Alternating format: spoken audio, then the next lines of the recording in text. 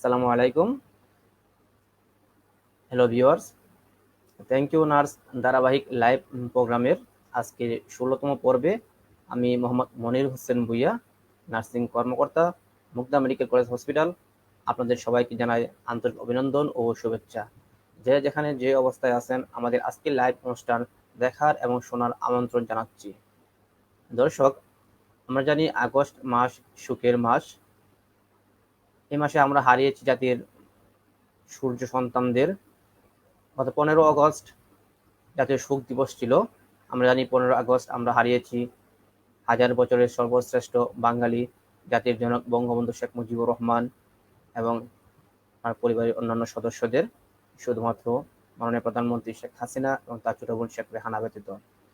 আমরা স্মরণ করছি 21শে আগস্ট গ্রেনেড হামলায় নিহত প্রয়াত রাষ্ট্রপতি জিল্লুর রহমান সাহেবের পত্নী আবির রহমান এবং আওয়ামী লীগের অন্যান্য নেতাকর্মীদের সবার আত্মার মাগফিরাত কামনা করে আজকের লাইভ প্রোগ্রাম আমরা শুরু করছি। দর্শক, আজকের পর্বে আমরা আলোচনা করব একটি ভিন্ন বিষয় নিয়ে, যে বিষয়টি ইতিমধ্যে আপনারা পর্দায় দেখে ফেলেছেন। আমরা যে বিষয় নিয়ে আলোচনা করব, আজকের আলোচনা আমাদের নার্সিং স্টুডেন্টসদের একাডেমিক লার্নিং থিওরি এবং হসপিটাল সেটিংয়ে যে প্র্যাকটিস, তার মধ্যে একটা রিলেশনশিপ খুঁজে নেওয়ার একটা চেষ্টা আজকে আলোচনার মাধ্যমে। আমাদের আলোচ্য বিষয় relationship between theory and practice এবং নার্সিং স্টুডেন্টস অফ বাংলাদেশ। আজকে আমাদের সঙ্গে আলোচনায় অংশগ্রহণ করবেন এক্সপার্ট প্যানেলের সদস্যগণ। প্রথমে আমরা স্ক্রিনে দেখতে পাচ্ছি, আমরা পরিচয় করে দিচ্ছি। প্রথমে Abha Adhikari madam, principal, nursing institute, Mitford, Dhaka. আমরা পর্দায় দেখতে পাচ্ছি আমাদের সম্মানিত অতিথি Nadima Akter madam, principal, STS nursing college, Dhaka. আমরা আরো দেখতে পাচ্ছি জনাব Anisur Rahman sir, nursing supervisor, 250 শয্যা বিশিষ্ট হাসপাতাল, মানিকগঞ্জ। আমাদের সঙ্গে যুক্ত হয়েছেন Fazle Rabbi, basic BSc, 4th year, Rajshahi nursing college. এবং আমাদের সঙ্গে আরেকজন স্টুডেন্ট যুক্ত হয়েছেন আজকের আলোচনায়, Lucky Moni, student, diploma in nursing science and midwifery, 3rd ইয়ার, যিনি বর্তমানে ব্রাহ্মণবাড়িয়া নার্সিং ইনস্টিটিউটের শিক্ষার্থী। দর্শক, আমরা আলোচনায় চলে যাব, মূল আলোচনায়।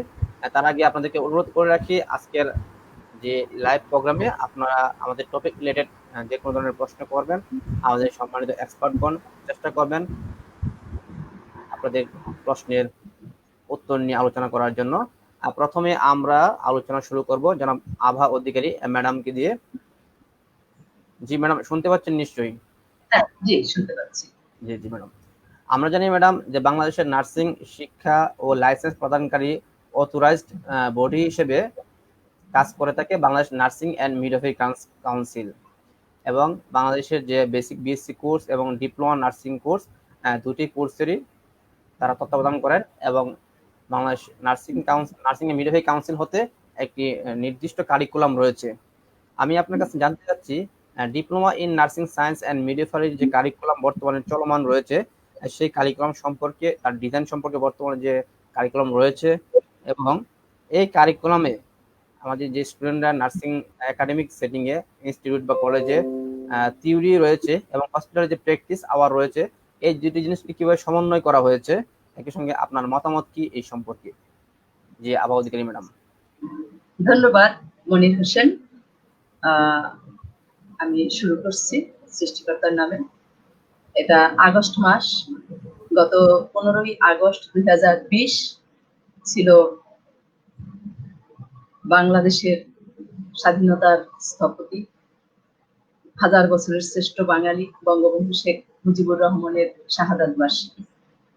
আমি বিনম্র চিত্তে 15ই আগস্টে শাহাদাত বরণ করা জাতিপিতা বঙ্গবন্ধু শেখ মুজিবুর রহমান সহ তার পরিবারে যারা নিহত হয়েছেন প্রায় 18 জন, এবং 21শে আগস্ট গ্রেনেড হামলায় নিহত সবার আত্মার শান্তি কামনা করে এবং তাদের প্রতি আমার বিনম্র শ্রদ্ধাঞ্জলি জ্ঞাপন করে আমি আমার আলোচনা শুরু করছি।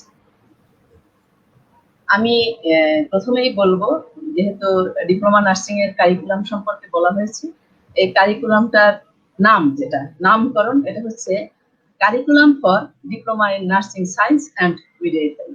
এবং এটা পাশ করার পরে যে ডিগ্রিটা দেওয়া হয়, সে ডিগ্রিটার নাম হচ্ছে diploma in nursing science and midwifery. আমরা এই কারিকুলাম সম্পর্কে বলতে গেলে আমি একটু পিছনে যাব। আমরা 2008 সাল থেকে 18 পর্যন্ত আমরা যে কারিকুলামটায় ছিলাম, স্টুডেন্টরা যে কারিকুলামটা পাঠ করেছে, সেটা আসলে ছিল, একটু আমি পিছন থেকে আসতেছি, সেটা ছিল সেমিস্টার বেসিস। এবং সেটার যেহেতু কারিকুলাম ডিজাইন সম্পর্কে জানতে চাওয়া হয়েছে, আপনি জানতে চেয়েছেন, সেটা ছিল কি ক্রেডিট, ক্রেডিট অনুযায়ী। যেমন 3 ইয়ার মিলে ছিল 110 ক্রেডিট, এবং সেখানে আওয়ার গুলি ভাগ ছিল কিরকম, এক থিওরি আওয়ার 16 ঘন্টা হইলে সেটাকে বলা হতো 1 ক্রেডিট। ল্যাব প্র্যাকটিসটা ছিল তার ঠিক দ্বিগুণ, 32 ঘন্টা হলে সেটা ছিল 1 ক্রেডিট, এবং ক্লিনিক্যাল প্র্যাকটিসের বেলায় ছিল 6 গুণ, দ্যাট ইজ 96 আওয়ার্স। এবং সেটা ছিল সেমিস্টার পদ্ধতিতে, ইনস্টিটিউশনাল বেসড। সেটা ইনস্টিটিউশনেই সেমিস্টার এবং ফাইনাল পরীক্ষা নেওয়া হতো, এবং 3 বছর পাশ করার পরে স্টুডেন্টরা কম্প্রিহেন্সিভ অথবা লাইসেন্সিং এক্সামে অ্যাটেন্ড করতো। এখন আমরা যদি 18 সাল থেকে আমাদের যে কারিকুলামটা, এখন আমরা যে কারিকুলাম পড়াচ্ছি এবং স্টুডেন্টরা যে কারিকুলামে পড়ছে, আমি সেটা সম্পর্কে, এটা ডিজাইন সম্পর্কে আমি একটু বলি। আসলে এই কারিকুলামটা একটা চমৎকার কারিকুলাম, এবং একটা এক্সপার্ট প্যানেল এই কারিকুলামটা তৈরি করেছে। এই কারিকুলাম ডিজাইন সম্পর্কে যদি আমরা একটু বলি, এই কারিকুলামটা ডিজাইন করা হয়েছে আসলে তিনটা বেসিক কোর্স দিয়ে, 3টা ধাপে ভাগ করে। একটা হচ্ছে জেনারেল কোর্স, জেনারেল কোর্সের ভিতরে রয়েছে 4টা সাবজেক্ট। সে 4টা সাবজেক্ট আপনারা জানেন, বিহেভিয়ারাল সায়েন্স, বেসিক সায়েন্স, তারপরে হচ্ছে communicative English, computer and information technology. তাহলে বিহেভিয়ারাল সায়েন্সটা দেওয়া হয়েছে এজন্য যে স্টুডেন্টরা যাতে বিহেভিয়ারাল সায়েন্সের মাধ্যমে ওয়ার্ল্ড পপুলেশন সম্পর্কে তাদের একটা ধারণা জন্মে, তাদের বিহেভিয়ার, তাদের লাইফস্টাইল, তাদের response to the health and illness, এই সম্পর্কে একটা সম্যক জ্ঞান যাতে ধারণা করতে পারে, এই জন্য বিহেভিয়ারাল সায়েন্স দেওয়া হয়েছে। এবং বেসিক সায়েন্সে আপনারা জানেন এখানেও আসলে 4টা কোর্স আছে, 4টা সাবজেক্ট আছে, এবং এই সাবজেক্টগুলি কেন পড়ানো হচ্ছে, নার্সিং সাবজেক্টের সাথে, স্পেসিফিক সাবজেক্টের সাথে রিলেটেড নলেজ গেইন করার জন্য। এই বেসিক সায়েন্স এবং কমিউনিকেটিভ ইংলিশ, এটা তো আমাদের থাকতেই হবে, যেহেতু আমাদের মিডিয়ামটাই ইংলিশ। এবং এখানে বিশেষ করে কমিউনিকেটিভ ইংলিশটা হচ্ছে পেশেন্টের সাথে কমিউনিকেশন, থেরাপিউটিক রিলেশন, মানে কমিউনিকেশন যেটা, এজন্য আমাদের ইংলিশ পড়ানো হয়। আর এখন ডিজিটাল যুগ, আমরা সব কিছুতে, এই যে আপনার সাথে কথা বলতেছি, সেহেতু কম্পিউটার টেকনোলজি, আসলে ইনফরমেশন টেকনোলজি আমাদের অত্যন্ত দরকার। এরপরে আমরা চলে যাই ফাউন্ডেশন কোর্সে। ফাউন্ডেশন কোর্সেরও কিন্তু 4টা সাবজেক্ট আছে। এটার উদ্দেশ্য কি, নার্সিং এর সাথে যে সমস্ত বিষয়ে জ্ঞান আছে, এটার সাথে মানে পিওর নার্সিং নলেজকে সমৃদ্ধ করার জন্য আসলে ফাউন্ডেশন কোর্সটা আমাদেরকে পড়ানো হচ্ছে। ফাউন্ডেশন কোর্সের ভিতরে আসলে আমাদের এখানেও আমাদের 4টা সাবজেক্ট আছে, 4টা সাবজেক্ট। এবং আমরা যদি এরপরে এখানে আমরা 4টা সাবজেক্ট আমাদের কি রয়েছে, আমাদের এই ফাউন্ডেশন থেকে তাদেরকে মূল নার্সিং সাবজেক্টে যেতে হবে। Anatomy, physiology, microbiology, parasitology, nutrition, dietetics, আর একটা হচ্ছে ফার্মাকোলজি। এটা আসলে বিশদ আলোচনা করতে গেলে অনেক সময়ের ব্যাপার। অ্যানাটমি, ফিজিওলজি, মানব দেহ সম্পর্কে এবং তার ফাংশন, এ সম্পর্কে স্টুডেন্টদের আগে জানতে হবে নার্সিং কেয়ার দিতে হলে। মাইক্রোবায়োলজি, রোগ তত্ত্ব বিষয়ে তাদেরকে জানতে হবে, জীবাণু সম্পর্কে জানতে হবে। এবং নিউট্রিশন, একটা রোগীকে অ্যাডভাইস দিতে গেলে তার খাদ্য, খাবার, পথ্য সব সম্পর্কে বলতে হবে। এই জন্য এটা আসলে ফাউন্ডেশন কোর্সের ভিতরে এটা চলে আসছে। এবং ফার্মাকোলজি, ওষুধের নাম, কোম্পানি, কোত্থেকে রূপ, হ্যাঁ, এটা তার অংশ, বিভাজন, সবকিছু তাদেরকে জেনে তাদেরকে কাজ করতে হবে। এরপরে আমরা চলে আসি প্রফেশনাল কোর্স।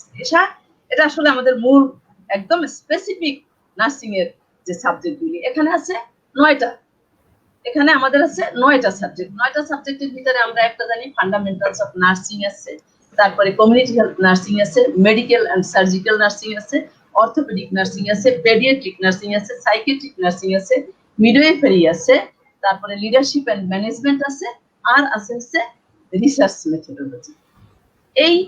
এই মোট 17টা সাবজেক্ট আসলে আমরা ডিভাইডেড, এটা ফার্স্ট ইয়ার, সেকেন্ড ইয়ার এবং থার্ড ইয়ারে আমরা এইভাবে মানে ইয়ার অনুযায়ী ইয়ার বেসড প্রায়োরিটি, যেটা সেটিংটাই এরকম যে প্রথম সে কি শিখবে, দ্বিতীয় বর্ষে কি শিখবে এবং ধারাবাহিকভাবে সে তৃতীয় ইয়ারে গিয়ে সে কি শিখবে। আর আপনারা জানেন ডিউরেশন 3 ইয়ার্স, তাই না? তাহলে 3 বছর আমাদের ডিউরেশন। প্রত্যেকটা একাডেমিক ইয়ারকে 52 সপ্তাহ হিসেবে ধরা হয়েছে, প্রত্যেকটা বছর 52 সপ্তাহ। এই 52 সপ্তাহের মধ্যে ডিপ্লোমা কারিকুলামে 45 উইকস রাখা হয়েছে এর জন্য থিওরি, ল্যাব এবং ক্লিনিক্যাল প্র্যাকটিস। আর রেস্ট অফ 7 উইকস এটা নেওয়া হয়েছে বিএনএমসি এক্সাম, তাদের প্রিপারেশন, স্কুল ব্রেক এর জন্য। এবং প্রতি সপ্তাহে ওয়ার্কিং ডেজ ধরা হয়েছে 6 ওয়ার্কিং ডেজ, এবং থিওরির ক্ষেত্রে 6 working days, each days consist of 6 hours, তাহলে এক সপ্তাহে 36 ঘন্টা। এবং ক্লিনিক্যাল প্র্যাকটিসের ক্ষেত্রেও একই, 6 দিন এবং আওয়ার ধরা হচ্ছে 8 ঘন্টা, দ্যাট ইজ এক সপ্তাহে 848 ঘন্টা। এটা হচ্ছে আমাদের থিওরি অ্যান্ড প্র্যাকটিসের যেটা অ্যালোকেশন সেটা। এবং এক্ষেত্রে আপনি জানেন যে আমাদের ক্লাস অ্যাটেন্ডেন্স হতে হবে 80% এবং ল্যাব অ্যাটেন্ডেন্স হতে হবে, প্র্যাকটিক্যাল অ্যাটেন্ডেন্স হতে হবে 90%। আর আমরা যখন এক্সাম নিব 50 নাম্বারে হবে, 50 নাম্বারের যখন পরীক্ষা হবে তখন 2 আওয়ার্স, আর যখন 100 নাম্বারের পরীক্ষা হবে তখন হবে এটা 3 আওয়ার্স। তবে আমি একটা কথা বলবো যে এই কারিকুলাম নিয়ে আসলে মতামত জানতে চেয়েছেন, আমি এটাকে একটা স্ট্যান্ডার্ড, মানসম্মত, গুণগত সমৃদ্ধ আমি একটা কারিকুলাম বলবো। এবং এই কারিকুলামে আমরা যদি 3 বছর মিলে ধরি, এখানে ঘন্টা মানে আওয়ার আছে 5112 ঘন্টা এবং টোটাল মার্কস আছে 3100। এখানে যদি আমরা আরো সুন্দর করে জানতে পারি যে টোটাল থিওরি আওয়ার্স আছে 2196 ঘন্টা, ল্যাব এবং ক্লিনিক্যাল প্র্যাকটিস আছে 2916 ঘন্টা, এটা টোটাল মিলে হবে আমার 5112 ঘন্টা। এবং ল্যাবে, শুধু ল্যাবে থাকবে 612 ঘন্টা, ক্লিনিক্যাল প্র্যাকটিসে 2304 ঘন্টা থাকবে। এটা হচ্ছে আমাদের স্ট্রাকচারের আমাদের ক্যালকুলেশন। জি ম্যাডাম, আপনার আলোচনার মাধ্যমে আমরা এই জিনিসটা ক্লিয়ার হলাম যে আমাদের থিওরির সাথে প্র্যাকটিসের যে একটা সমন্বয়, সুন্দর একটা ডিপ্লোমার জন্য একটা সুন্দর কোঅর্ডিনেশন করা হয়েছে। আমরা আমাদের স্টুডেন্টরা যদি চায় তাহলে ওই থিওরির সাথে বেসড করে প্র্যাকটিসটাকে তারা সম্পূর্ণ সুন্দরভাবে এক্সপার্ট হওয়ার জন্য একটা সুযোগ রয়েছে। ধন্যবাদ, হওয়ার জন্য একটা দারুণ সুযোগ রয়েছে। ধন্যবাদ ম্যাডাম আপনাকে। আপনার সাথে আমরা আবারও কথা বলবো। এখন আমরা কি চলে যাব আমাদের নাদিমা ম্যাডামের সঙ্গে কথা বলবো। জি ম্যাডাম, শুনতে পাচ্ছেন নিশ্চয়ই? জি জি, আশা করি ভালো আছেন। জি ম্যাডাম, এতক্ষণ আমাদের Abha Adhikari madam, principal nursing institute Mitford, উনি এতক্ষণ আমাদের সঙ্গে আলোচনা করছিলেন। তিনি আমাদের সাথে শেয়ার করেছেন যে diploma nursing science and midwifery যে কারিকুলাম রয়েছে কোর্সের জন্য সেই সম্পর্কে। এখন আপনার কাছে আমি জানতে চাচ্ছি, যেহেতু আপনি নার্সিং কলেজে, এসটিএস নার্সিং কলেজে একজন প্রিন্সিপাল হিসেবে কর্মরত আছেন, তার আগেও দীর্ঘদিন জহুরুল ইসলাম নার্সিং কলেজে আপনি প্রিন্সিপাল হিসেবে দায়িত্ব পালন করেছেন অত্যন্ত সুন্দরভাবে। তো আপনার কাছে আমার জানতে চাওয়া, বেসিক বিএসসি যে কারিকুলাম, এই কোর্স জেনারেল কারিকুলাম রয়েছে বর্তমানে, এই কারিকুলামের ডিজাইন সম্পর্কে এবং একই সঙ্গে থিওরি এবং প্র্যাকটিস আওয়ার এবং ক্রেডিট, এই বিষয়গুলো কিভাবে সমন্বয় করা হয়েছে, আপনার কাছে বিষয়টি জানতে চাচ্ছি ম্যাম। থ্যাংক ইউ মনির। আসসালামু আলাইকুম। বিসমিল্লাহির রহমানির রহিম। বাংলাদেশ নার্সিং অ্যান্ড মিডওয়াইফারি কাউন্সিলের অধীনস্থ বিএসসি নার্সিং কলেজের যে বিএসসি নার্সিং কোর্সের জন্য যে কারিকুলাম নির্ধারণ করা হয়েছে, এটা কারিকুলামটার নাম হয়েছে বিএসসি নার্সিং কারিকুলাম এবং degree awarded bachelor of nursing. সেখানে 3টা ডিজাইনে ভাগ করা হয়েছে। প্রথমত হচ্ছে জেনারেল কোর্স, তারপর হচ্ছে ফাউন্ডেশন কোর্স এবং প্রফেশনাল কোর্স।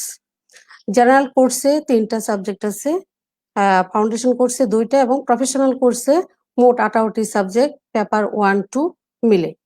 জেনারেল সাবজেক্টে যেটা আছে যে আমরা যেটা আবা ম্যাডাম বলছিল যে diploma in nursing science and midwifery যে কোর্সগুলো আছে সেগুলাই communicative English and information and communication technology, and behavioural science, এবং ফাউন্ডেশন কোর্সে আছে একটি, সেটি হচ্ছে anatomy and physiology paper 1 and 2, এবং প্রফেশনাল কোর্স আছে বিষয় 12টি। আমাদের পেপার 1-2 মিলে 15টি। টোটাল আমাদের বিএসসি নার্সিং কোর্সের জন্য 23টি সাবজেক্টে পাঠদান করা হয়। আমাদের প্রফেশনাল কোর্সে আছে fundamental of nursing paper 1-2, fundamental of nursing 2 paper 1-2, paediatric nursing, medical and surgical nursing, orthopaedic nursing, medical and surgical nursing 2, community health nursing, psychiatric nursing, emergency and critical care nursing, midwifery paper 1-2, nursing education and management paper 1-2, and research in nursing. এই যে general course, foundation course এবং professional course, এটা অত্যন্ত গুরুত্বপূর্ণ এই nursing কারিকুলামের জন্য। এবং আমাদের বর্তমানে যে নার্সরা যেসব বিষয়ে না জানলে নাই হবে, সবগুলো সাবজেক্টই আমাদের নার্সিং বেসি নার্সিং কারিকুলামে সংযুক্ত করা হয়েছে এবং খুবই সুন্দরভাবে সেটাকে সেট আপ করা হয়েছে। আমি এই জন্য ধন্যবাদ জানাচ্ছি Bangladesh nursing and midwifery council কর্তৃপক্ষকে, এবং যারা এই কারিকুলাম ডেভেলপমেন্ট বা কারিকুলাম রিভিউর সাথে জড়িত তাদেরকেও আমি আন্তরিক ধন্যবাদ জানাই। যেখানে জেনারেল কোর্সের বিষয়ে আগে ওল্ড কারিকুলামে যেটা আমরা ডিপ্লোমা বিএসসি নার্সিং করেছি সেটা ছিল না, বর্তমানে যে কোর্সগুলা সংযুক্ত করা হয়েছে তো খুবই ফলপ্রসূ কোর্সগুলা। তার মধ্যে কারিকুলামের যে থিওরি এবং প্র্যাকটিস আওয়ার যে সমন্বয়, সেটা হচ্ছে টোটাল 4 বছরে 5,832 ঘন্টা। সেই ক্ষেত্রে প্রথম বর্ষে থিওরি 684 ঘন্টা এবং ল্যাব 360 ঘন্টা, প্র্যাকটিস 288 ঘন্টা, মোট 1332 ঘন্টা। দ্বিতীয় বর্ষে টোটাল 1476 ঘন্টা এবং তৃতীয় বর্ষে 1512 ঘন্টা এবং চতুর্থ বর্ষে মোট 1512 ঘন্টা, টোটাল 5,832 ঘন্টা। সেটাকে আবার সপ্তাহ হিসেবেও উইকলি হিসেবে ভাগ করা হয়েছে। প্রথম বর্ষে যেটা টার্ম 1 এবং টার্ম 2, টার্ম 2তে যেটা আছে যে থিওরি 12 সপ্তাহ, ল্যাব 7 সপ্তাহ, ক্লিনিক্যাল প্র্যাকটিস নেই এখানে। প্রথম বর্ষের ফার্স্ট টার্মে ফিল্ড ভিজিটও নেই। প্রথম বর্ষের সেকেন্ড টার্মে থিওরি 7 সপ্তাহ, ল্যাব 3 সপ্তাহ, ক্লিনিক্যাল প্র্যাকটিস 5 সপ্তাহ এবং ফিল্ড ভিজিট 1 সপ্তাহ।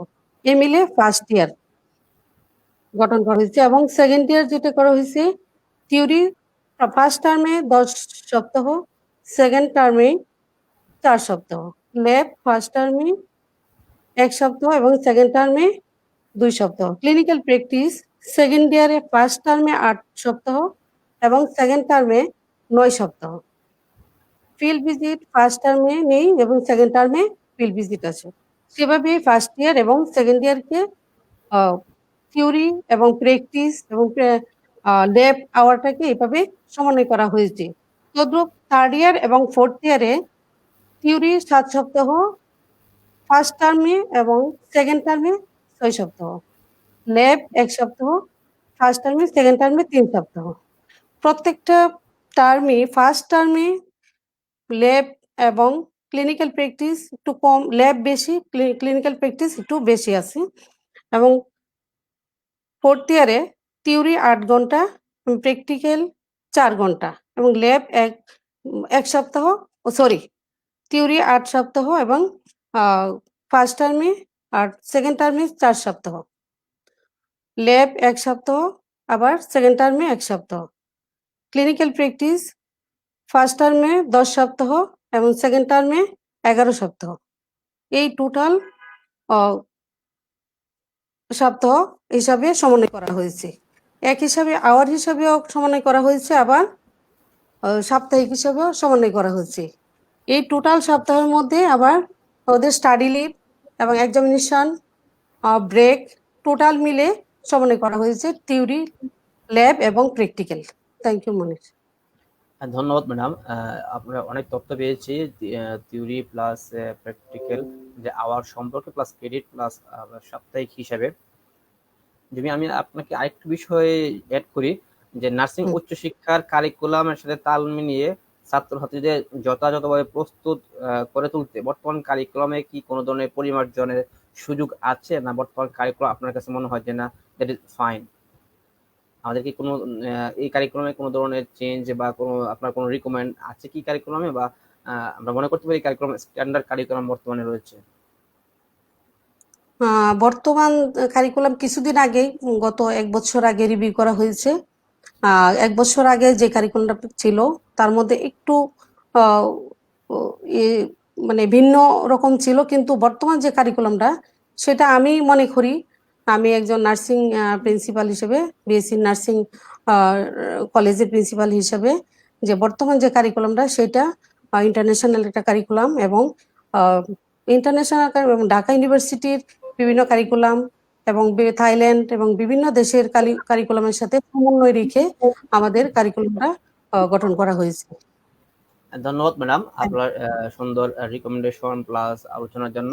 আমরা আপনার সাথে আবার যুক্ত হব। এখন আমরা একটু আভা অধিকারী ম্যাডাম ওনার সঙ্গে কথা বলবো। জি, আভা ম্যাডাম নিশ্চয়ই শুনতে পাচ্ছেন? হ্যাঁ, আমি শুনতে পাচ্ছি। জি জি, আমরা এখন যে বিষয়ে নিয়ে আলোচনা করতে যাচ্ছি, আমরা জানি যে প্রত্যেকটা একাডেমিক ইনস্টিটিউট বা কলেজে নার্সিং স্টুডেন্টদের ইয়ার বেস বা বছর বাৎসরিক ভিত্তিক প্র্যাকটিস করার জন্য প্রস্তুত করা হয়। প্র্যাকটিসের জন্য হসপিটালে যারা তারা প্র্যাকটিস করবে তাদেরকে প্রস্তুত করা হয় সেভাবে। আপনার কাছে জানতে চাচ্ছি সেই প্রস্তুত প্রণালী বা আপনারা কিভাবে তাদেরকে হসপিটাল বেসড প্র্যাকটিস করার জন্য প্রিপারেশন করে থাকেন।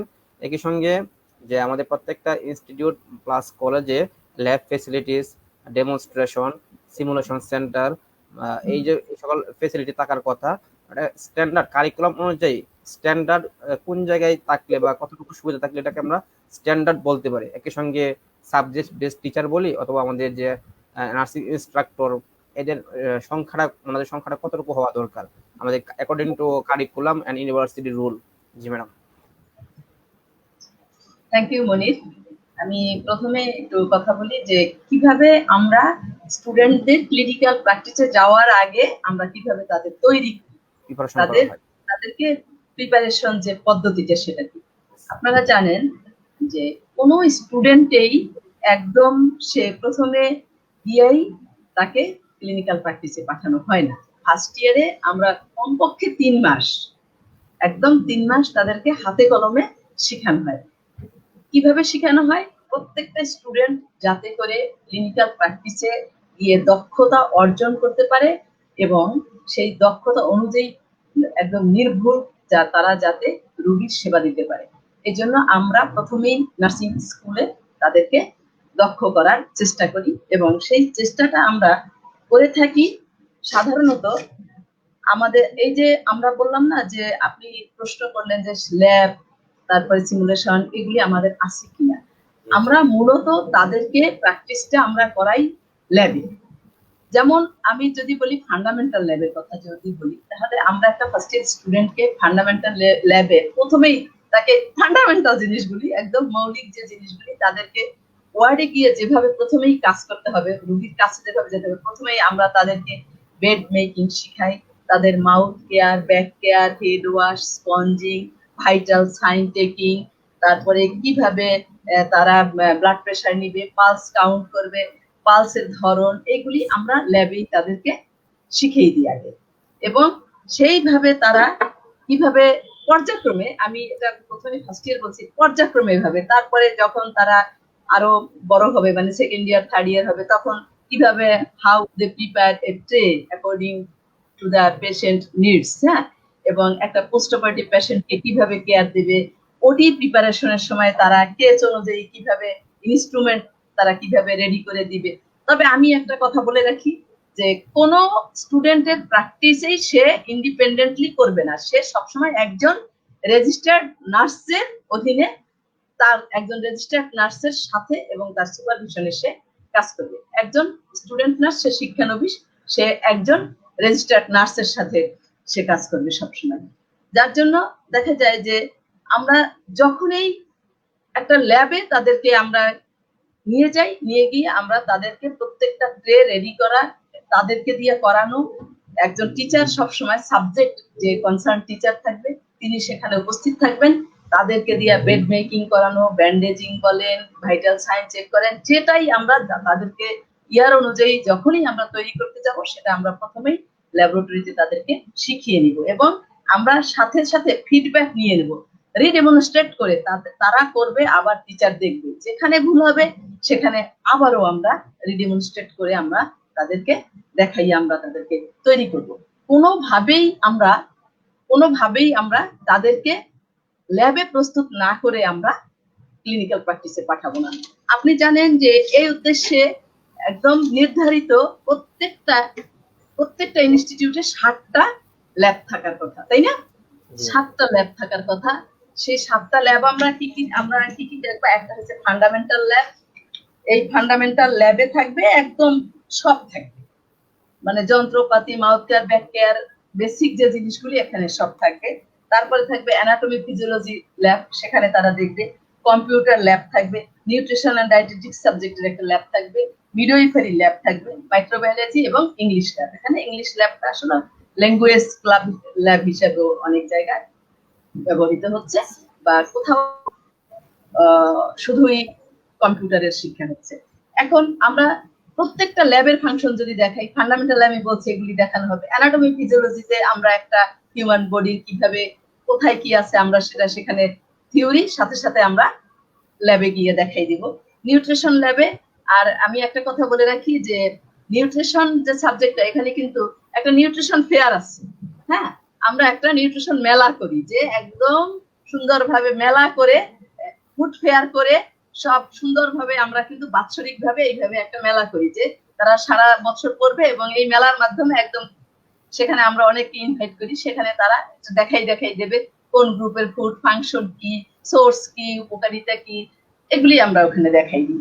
তারপরে মিডওয়াইফারি ল্যাবের তো কথাই নেই, এখানে অনেক কিছু একদম একটা মাদারের অ্যান্টিনেটাল থেকে, না, মিডওয়াইফারি ল্যাবে অ্যান্টিনেটাল চেকআপটা আমাদের শেখানো হয়, ইন্টারনেটাল কিভাবে একটা, তারপরে এবং একটা নিউবর্ন কিভাবে ম্যানেজ করবে, এখানে আমরা একদম এটা দেখাই দিই।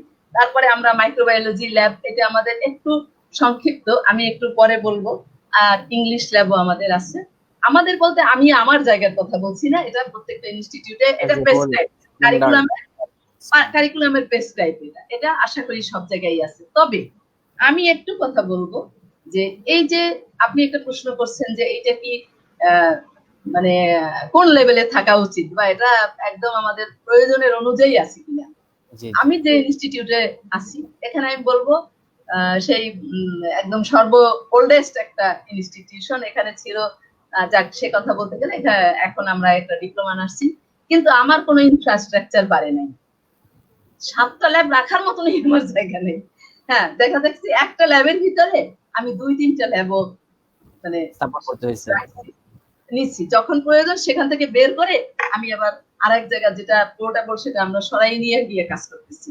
তো আমি এটা কারিকুলামের ডিমান্ড যেটা সেই অনুযায়ী যদি রাখতে চাই, তাহলে ইনফ্রাস্ট্রাকচারও আমার একটা বড় ব্যাপার। আমার রুমের সংকুলন নাই, আমার একজন ল্যাবের অ্যাসিস্ট্যান্ট দরকার হয়, তা নাই, এবং প্রত্যেক সাবজেক্ট বেস যে টিচারটা দরকার হয় তা নাই। আপনারা জানেন যে যদি আমরা স্ট্যান্ডার্ড রেশিওটা দেখি, তাহলে একজন মানে 16 জন টিচার স্টুডেন্টের জন্য একজন টিচার থাকা উচিত, সেটা কি আমাদের আছে?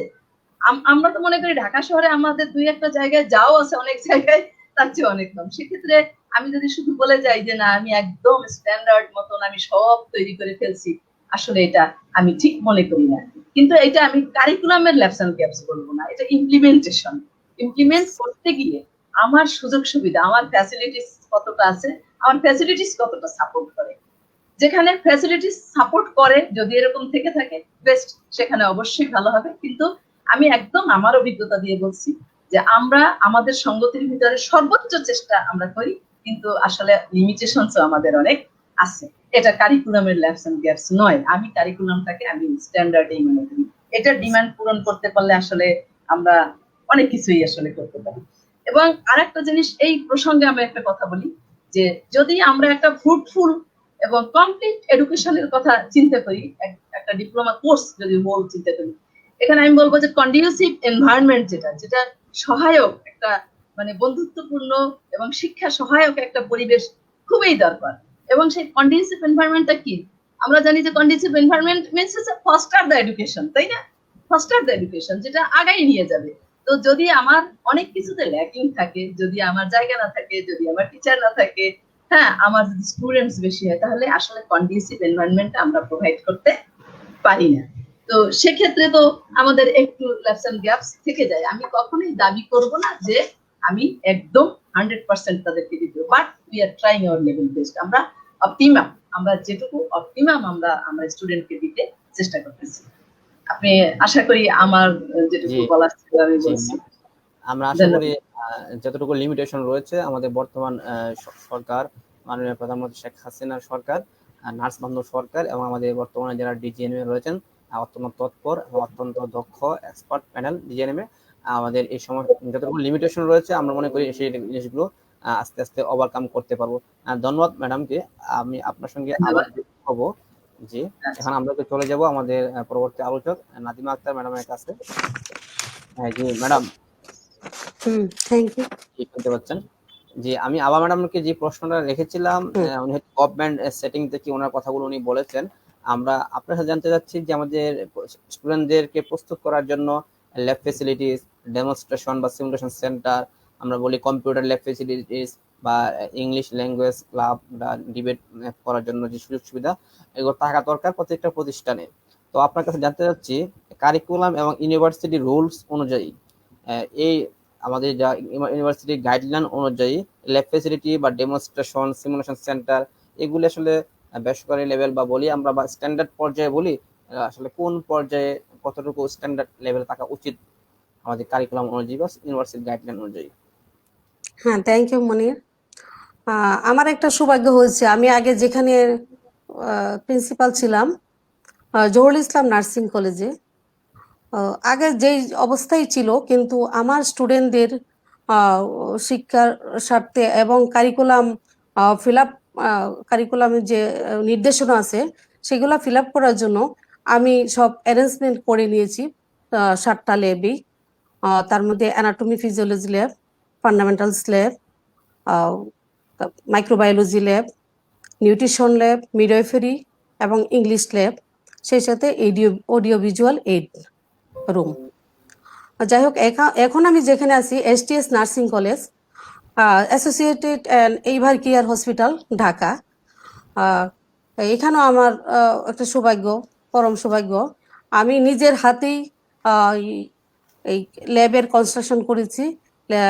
একটা ল্যাবের মেনলি স্ট্রাকচার অফ ল্যাব যেটাকে বলা হয়, ল্যাবের যে স্ট্রাকচার, যে প্লেস কতটুক লাগবে একটা ল্যাবের জন্য, তারপরে সেটার এনভায়রনমেন্ট, তারপর ম্যাটেরিয়ালস এবং চেকলিস্ট, এবং সেই সাথে উপযুক্ত টিচার। সেটা আমার সৌভাগ্য হয়েছে এখানে আসার পর। আমি একটা পূর্ণাঙ্গ নার্সিং কলেজ করতে, একটা 7টা ল্যাব রেডি করতে, কি কি ইনস্ট্রুমেন্ট, কি কি এনভায়রনমেন্ট এবং কি ধরনের মানে রিসোর্স, যারা যেখান থেকে ম্যাটেরিয়ালসগুলো পাওয়া যায়, সেটাও আমি বিভিন্ন মানে ভেন্ডরের মাধ্যমে আমাদের ইনস্ট্রুমেন্টগুলো জোগাড় করা হয়েছে। যাই হোক, আমাদের যে ফান্ডামেন্টালস অফ নার্সিং যে ল্যাবটা আছে সেখানে প্রচুর ইনস্ট্রুমেন্ট, এমনকি অটোক্লেভ মেশিন, তারপরে হ্যান্ড ওয়াশের জন্য এখানে বেসিন পর্যন্ত আছে, এবং সেখানে থিওরি ক্লাসও নেওয়ার জন্য উপযুক্ত প্লেস ওখানে বিদ্যমান। সেই ক্ষেত্রে শুধু ফান্ডামেন্টাল নার্সিং এর ক্ষেত্রে যে ইনস্ট্রুমেন্ট থাকার দরকার সেগুলো তো পর্যাপ্ত আছে। সেই সাথে orthopaedic nursing, surgical and medical nursing এর যে সমস্ত প্রসিডিউর মেনটেন করতে যা ইনস্ট্রুমেন্ট লাগে সবই আছে। এবং আমাদের স্টুডেন্টদের ক্ষেত্রে, শিক্ষার ক্ষেত্রে এখানে এক্সপার্ট টিচার নিয়োগ দেওয়া হয়েছে। এবং এনভায়রনমেন্ট, প্রায় ল্যাবই আমাদের এয়ার কন্ডিশনের ব্যবস্থা আছে, যেহেতু প্রচন্ড গরম। এবং সেই সাথে একটা চেকলিস্ট আছে, প্রত্যেকটা ল্যাবে চেকলিস্ট আছে, এবং ওই ল্যাবে কি কি ইনস্ট্রুমেন্ট আছে, ম্যাটেরিয়ালস আছে, সেটার একটা লিস্ট আছে। সেই অনুযায়ী প্রথমে প্রসিডিওর অনুযায়ী আমাদেরকে স্টুডেন্টদেরকে ক্লাসে থিওরিটা পড়ানো হয়, ওই টপিকের থিওরির সাথে বেসড করে, তারপরে সেটা আবার প্রসিডিওর থেকে আবার চেকলিস্ট তৈরি করে চেকলিস্ট অনুযায়ী স্টুডেন্টদেরকে বারবার আমরা সেটা ফিডব্যাক নেওয়া হয়। আর সেই সাথে আমাদের অ্যানাটমি ল্যাব আলাদা আছে এবং ফিজিওলজি ল্যাব আছে।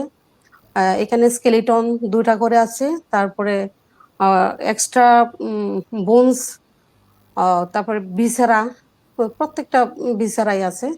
জি ম্যাম, আমি যদি একটু অ্যাড করি, যে হ্যাঁ আপনি চেক লিস্টের কথা বলেছেন, চেক লিস্ট আসলে একটা ইম্পর্টেন্ট বিষয় আমাদের হ্যাঁ প্রত্যেকটা ইনস্টিটিউট, গভর্নমেন্ট হোক নন গভর্নমেন্ট হোক, চেক লিস্টটা যদি ধরে ধরে আমাদের স্টুডেন্টদেরকে শেখানো হয়, হয়তো এটা বেশি ফ্রুটফুল এবং ইফেক্টিভ হবে।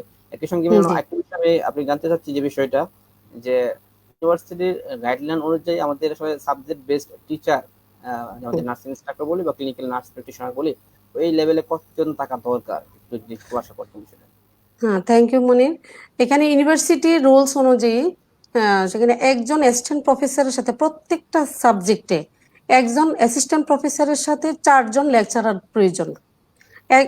প্রতিটা সাবজেক্টের জন্য এইভাবে যদি কনস্ট্রাকশনটা থাকে, স্ট্রাকচারটা থাকে, তাহলে আমার মনে হয় যে সেই লেকচারার থেকে ক্লিনিক্যাল প্র্যাকটিস পর্যন্ত, মানে ক্লাসে থিওরি ক্লাস নেওয়া, ল্যাব ডেমনস্ট্রেশন নেওয়া, সেই সাথে হসপিটালে ক্লিনিক্যাল প্র্যাকটিসটাও তারা করাইতে পারবে যদি প্রত্যেকটা সাবজেক্টে এরকম 5জন করে টিচার থাকে।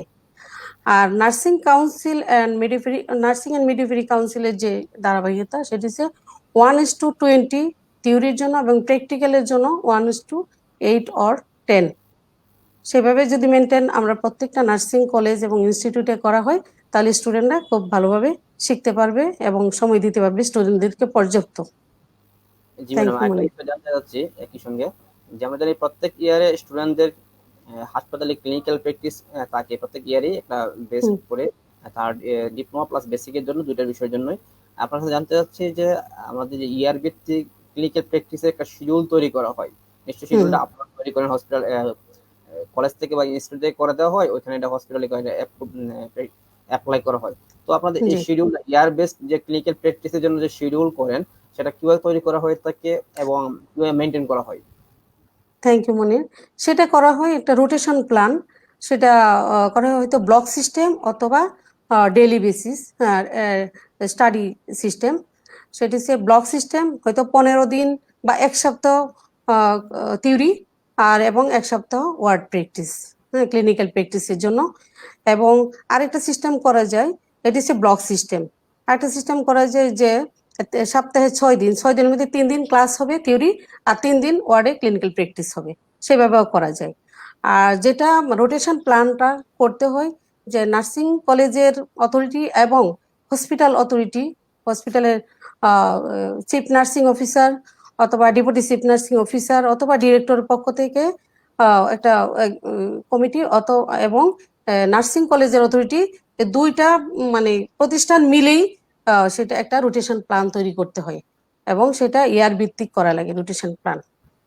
জি, আর একটা বিষয় জানতে চাচ্ছি একই সঙ্গে, যে ইয়ার ভিত্তিক যে আমরা প্ল্যানটা করি হসপিটালে ওয়ার্ড প্লেসমেন্ট, সেটা কি হুম, সাবজেক্ট সাথে একটা কম্বিনেশন রাখা হয়?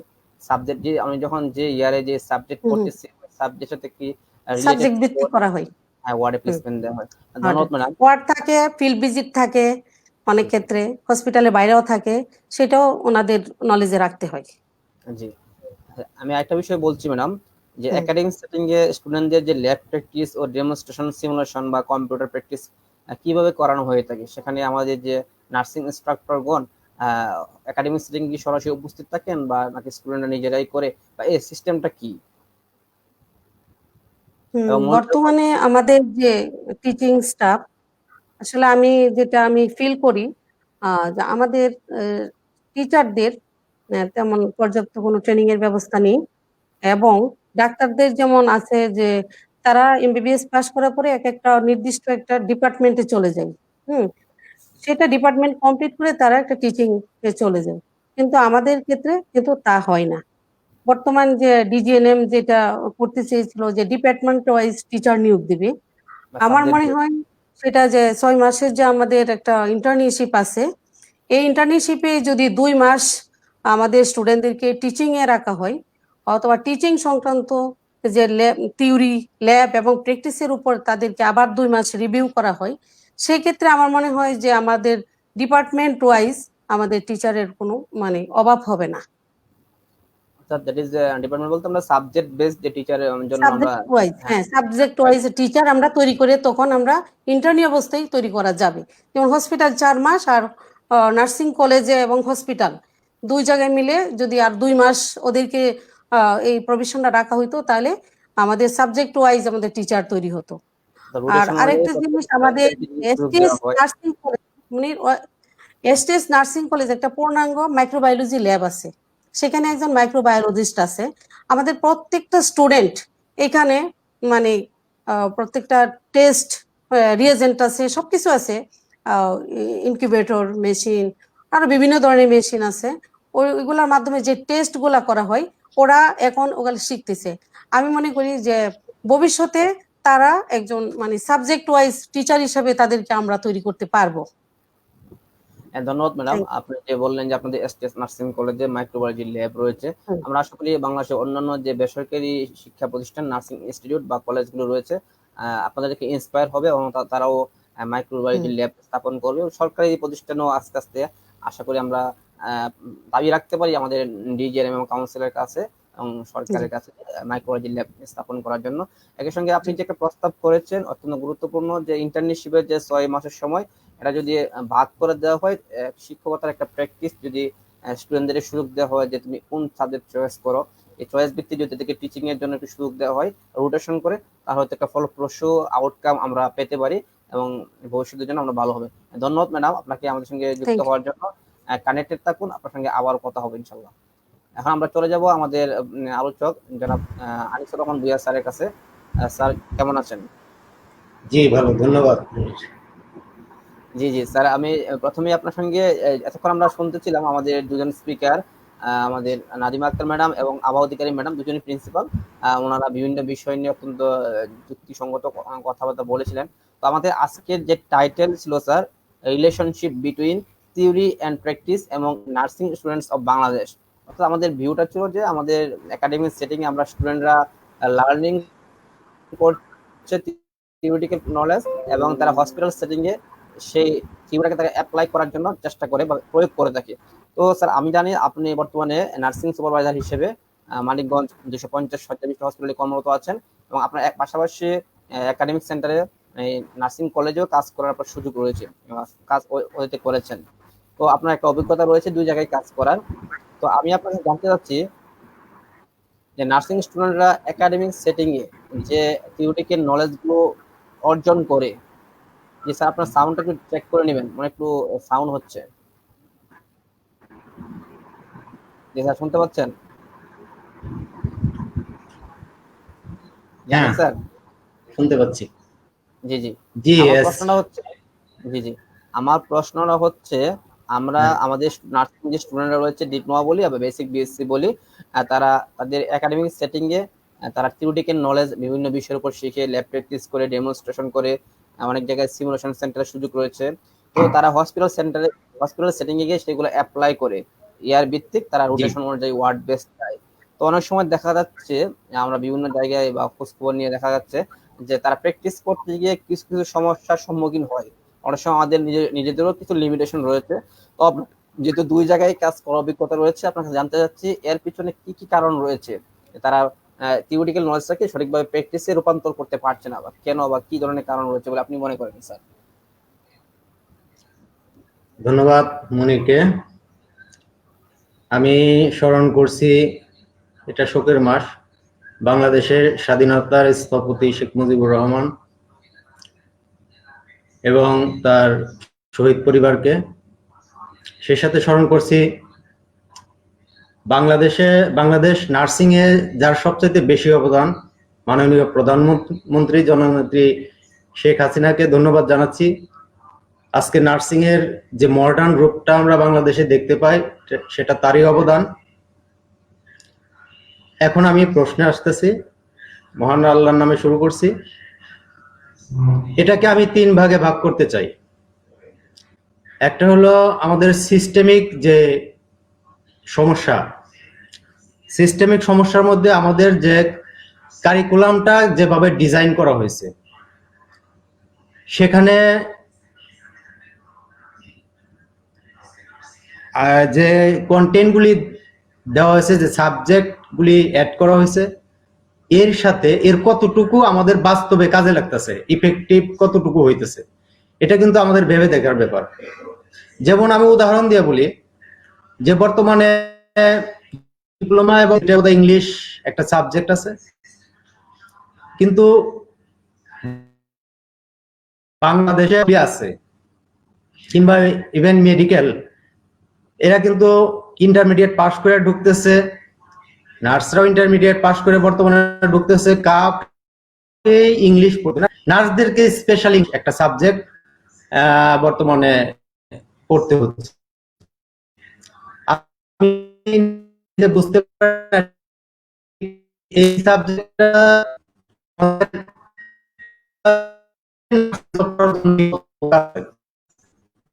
আমি চাকরির জন্য এটা কাজে লাগে, তারপরেও দেশের কত পার্সেন্ট লোক, কত পার্সেন্ট সার্ভিস হোল্ডার কিংবা নার্স বিদেশে গিয়ে চাকরি করা পাচ্ছে, এবং সেটাও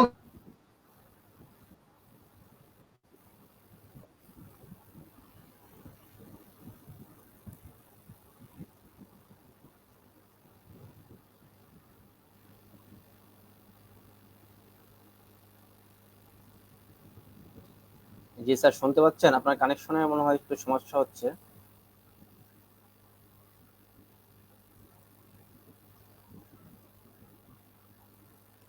দর্শক, আমরা স্যারকে আবারও অ্যাড করব। স্যারের কানেকশনে একটু মনে হয় ইন্টারনেটের সমস্যা হচ্ছে। আমরা এখন চলে যাব আমাদের বেসিক বিএসসি স্টুডেন্ট, আজকে আমাদের আলোচক জনাব ফজলে রাব্বি, রাজশাহী নার্সিং কলেজের 14th বর্ষের ছাত্র। জি ফজলে রাব্বি, কেমন আছেন? জি আলহামদুলিল্লাহ ভালো আছি। আমাকে আপনি শুনতে ভালো পাচ্ছেন? আছেন? হ্যাঁ, জি আমি শুনতে আলহামদুলিল্লাহ। পাচ্ছি। জি জি। আপনাকে অত্যন্ত ধন্যবাদ আজকে আমাদের সঙ্গে যুক্ত হওয়ার জন্য। সেই সঙ্গে আপনার সঙ্গে আমি আলোচনা শুরু করব। আমি জানি আপনি বেসিক বিএসসির 14th বর্ষের ছাত্র, রাজশাহী নার্সিং কলেজ। তো আপনার কাছে জানতে চাচ্ছি যে আপনারা একাডেমিক সেটিংয়ে অনেক কিছু শিখছেন, ল্যাব প্র্যাকটিস করছেন, আপনার ডেমনস্ট্রেশন করছেন বা সিমুলেশনের কাজ করছেন, কম্পিউটার ল্যাব প্র্যাকটিস করছেন, সবগুলো করছেন।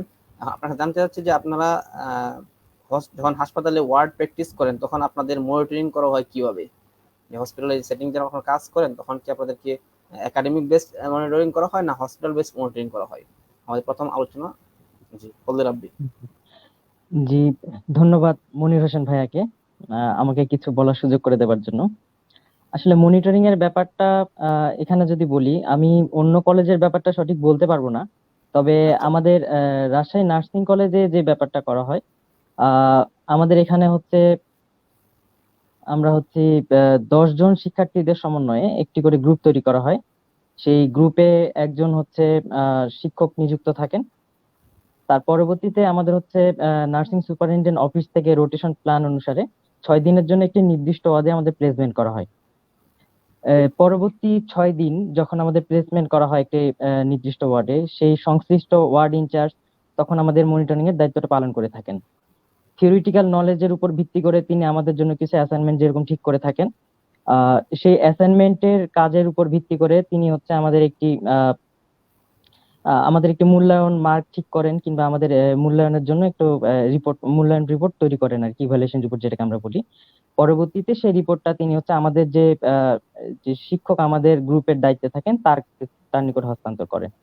আর তার পরবর্তীতে আরেকটি বিষয় যেটা হচ্ছে যে আমাদের অনেক গেস্ট টিচার আছেন, যারা হচ্ছে আমাদের রাজশাহী নার্সিং কলেজে বিভিন্ন বিষয়ে আমাদের সাবজেক্ট ক্লাস নিয়ে থাকেন। তারা যেহেতু রাজশাহী মেডিকেল হসপিটালে অনেক ক্লিনিক্যাল প্র্যাকটিসের সাথে জড়িত, তো সেক্ষেত্রে হচ্ছে ওয়ার্ড রেজিস্ট্রার থেকে শুরু করে doctor, CA, senior staff nurse, মূলত সবাই আমাদের দিকে একটু বিশেষ খেয়াল রাখেন, এবং যে সকল বিষয় অনেক গুরুত্বপূর্ণ কিংবা যে বিষয়গুলো আমাদের না জানলে নয়, সেগুলো তারা আমাদের নিজ হাতে ধরে শেখানোর চেষ্টা করে থাকেন। তো মূলত বলা যায় যে মনিটরিং এর ব্যাপারটা আমাদের এখানে একটা সম্মিলিত প্রচেষ্টা। এখানে শুধুমাত্র কলেজ অথরিটি কিংবা হসপিটাল অথরিটি একা করে থাকে না, সম্মিলিত একটা প্রচেষ্টার মাধ্যমে এটা করা হয়ে থাকে। হ্যাঁ হ্যাঁ। আর সাথে সাথে আপনার নিশ্চয়ই চেক লিস্ট ধরে আপনি যখন কাজ করেন ওয়ার্ডে যান, প্রত্যেক ইয়ারে একটা চেক লিস্ট নির্ধারিত করা থাকে। যাই হোক, আমার পরবর্তী আলোচনা আপনার সাথে করতে চাই যে বিষয়টি, হাসপাতাল কাজ করার সময় আমাদের হসপিটালে নার্সিং সুপারভাইজার বা সেবা তত্ত্বাবধায়ক ওনারা থাকেন, হয়তো ওনারা অনেক কাজে ব্যস্ত থাকেন। সাথে আমাদের ওয়ার্ড ইনচার্জ রয়েছেন, সাথে সিনিয়র স্টাফ রয়েছেন। তাদের কাছ থেকে আপনারা কতটুকু সাড়া পান, অথবা আপনারা যখন ওনারা কাজ করে তাদেরকে কতটুকু সহযোগিতা করেন?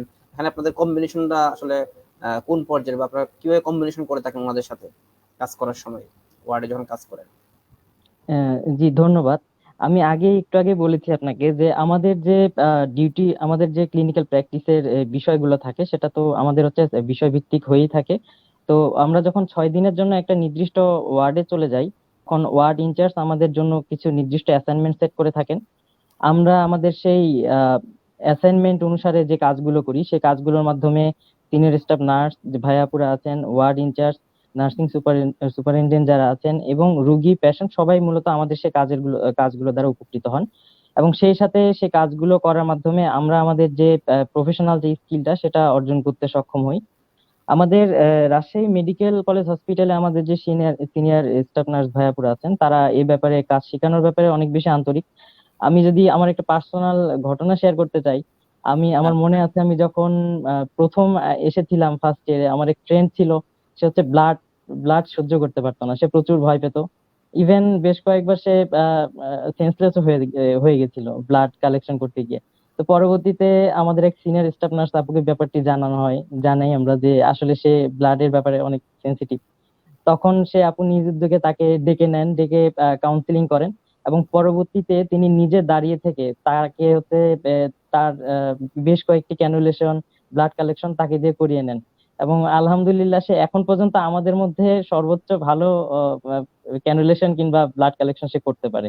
তো কাজেই এখানে বুঝতে পারছেন যে আমাদের সহযোগিতার ক্ষেত্রে রাজশাহী মেডিকেল কলেজ হসপিটালে সিনিয়র স্টাফ নার্স যে ভাইয়াপুর আছেন তারা সর্বোচ্চ পরিমাণে আন্তরিকতার সাথে করে থাকেন।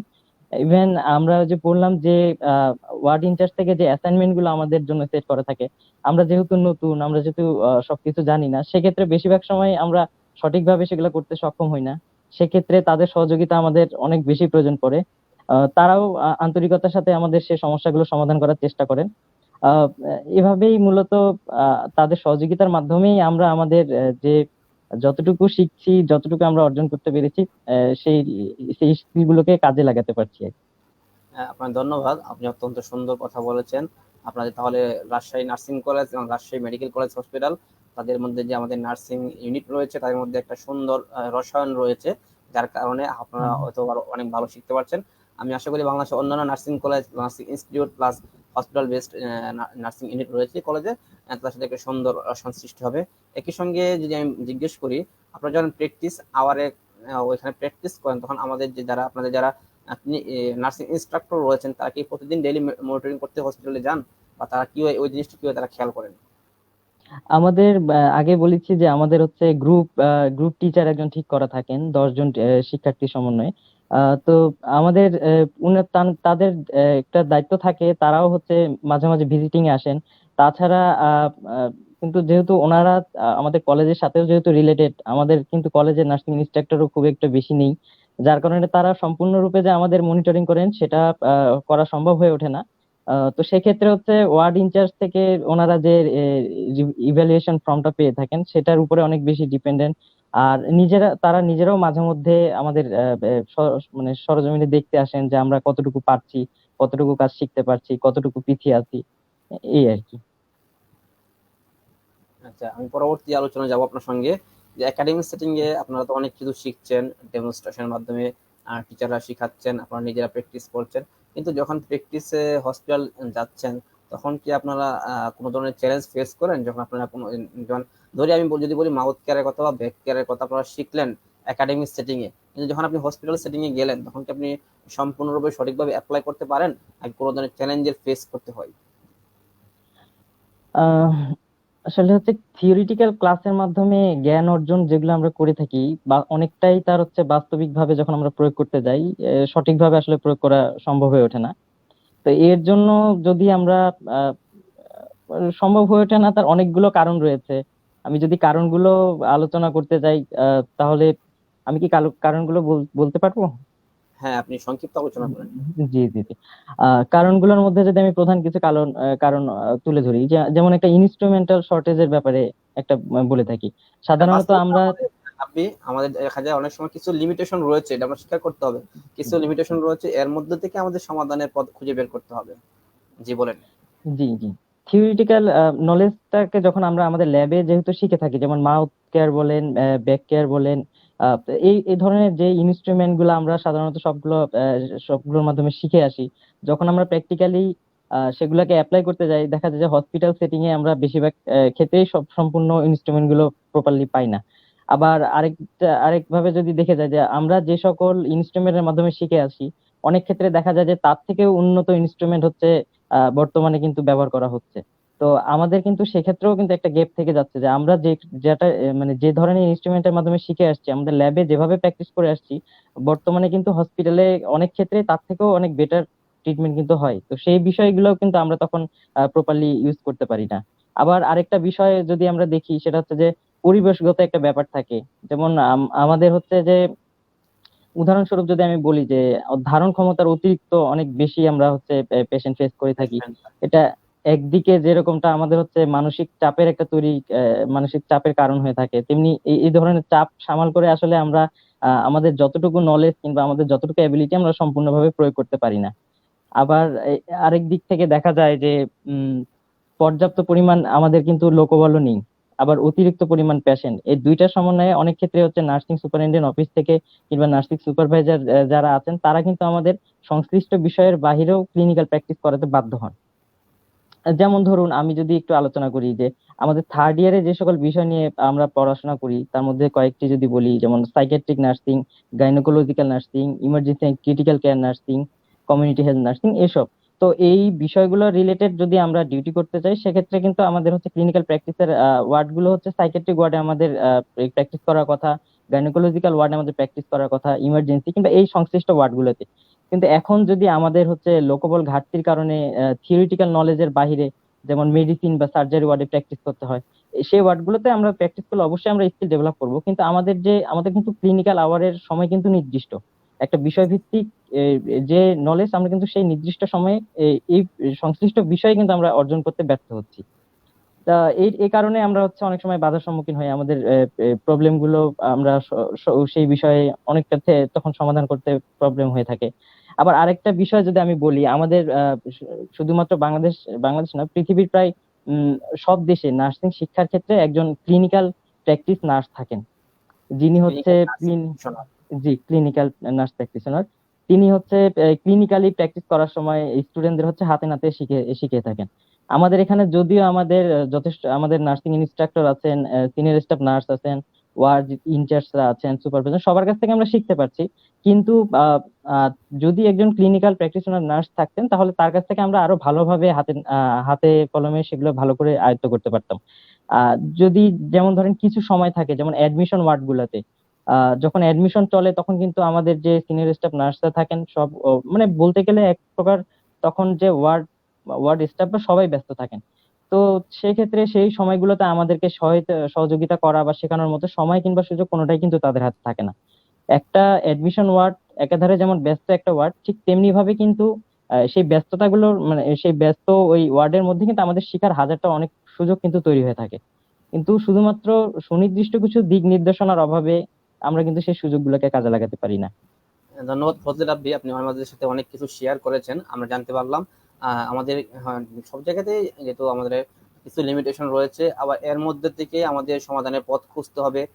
আমরা জানি বাংলাদেশ ঘনবসতিপূর্ণ দেশ, সেই হারে আমাদের নার্সিং কলেজ বলেন, নার্সিং শিক্ষার্থী বা নার্সিং স্টাফ এখনো বের হয় নাই। অথচ ডে বাই ডে আমাদের যে WHO রেশিও, সেভাবে আমরাও উন্নত দেশে আস্তে আস্তে তাল মিলিয়ে চলতে পারবো। এর মধ্যে থেকে আপনাদের চেষ্টা করতে হবে সর্বোচ্চটা বের করে আনার। যেখানে বেসিক ওয়ার্ড থাকে, সেখান থেকে আমাদের যারা nursing ward incharge, senior staff nurse রয়েছেন, আপনি বলেছেন তারা অনেক হেল্পফুল। এর মধ্যে থেকে আরো কিভাবে ভালো তাদের কাছে আয়ত্ত করা যায়, এক্সপার্ট হওয়া যায়, আপনারা চেষ্টা করবেন সেই বিষয়গুলো আয়ত্ত করার জন্য। আপনাকে ধন্যবাদ আমাদের সঙ্গে যুক্ত হওয়ার জন্য। কানেক্টেড থাকুন। আমরা এখন কথা বলবো আমাদের শ্রদ্ধেয় স্যার আনিসুর রহমান স্যারের সাথে। জি স্যার, নিশ্চয়ই শুনতে পাচ্ছেন এখন? হ্যাঁ, জি শুনতে স্যার, আপনার পাচ্ছি। আপনার ধন্যবাদ। নেট কানেকশন হয়তো একটু জি, সমস্যা নেট হয়েছে। কানেকশন ড্রপ করছিল একটু। জি, কাছে আমার যে প্রশ্নটা ছিল, আপনি আমি কি রিপিট করবো নাকি সেখান থেকে আলোচনা আপনি না, কন্টিনিউ repeat করবেন? করার কোনো দরকার নেই, আমি কন্টিনিউ করি জাস্ট। Sir thank you. সেটা হচ্ছে যে আমি থিওরি আর প্র্যাকটিসের মধ্যে যে যোগসূত্র, ইয়েস স্যার। এটা একটা বিষয়। আর একটা বিষয় হলো যে মূল সিস্টেমিক প্রবলেম, যেটা আমাদের বর্তমান কারিকুলাম ভেরি নাইস, তারপরেও কিছু কিছু জায়গা আছে যেগুলি অনেক সময় দেখা যায় যে কিছু আননেসেসারি, আবার কিছু বাস্তব সম্মত না, এরকম কিছু আছে, যদিও কম। এটা হলো সিস্টেমিক কারিকুলামের দুর্বলতা, যেটা ইফেক্টিভ হতে সাহায্য করতেছে না আমাদের শিক্ষাটাকে। দ্বিতীয়ত আমাদের ইনস্টিটিউশনাল কিছু লিমিটেশন আছে।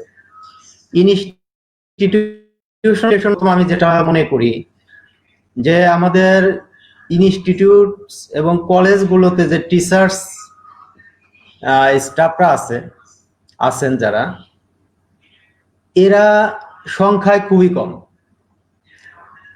মানে যতগুলি স্টুডেন্টদের তাদেরকে করা হয়, গাইড করতে হয়, শেখাইতে হয়, সেই তুলনায় তাদের সংখ্যা কম, তারা প্রপারলি গাইড করতে পারে না কিংবা শেখাতে পারে না, একটা বিষয়।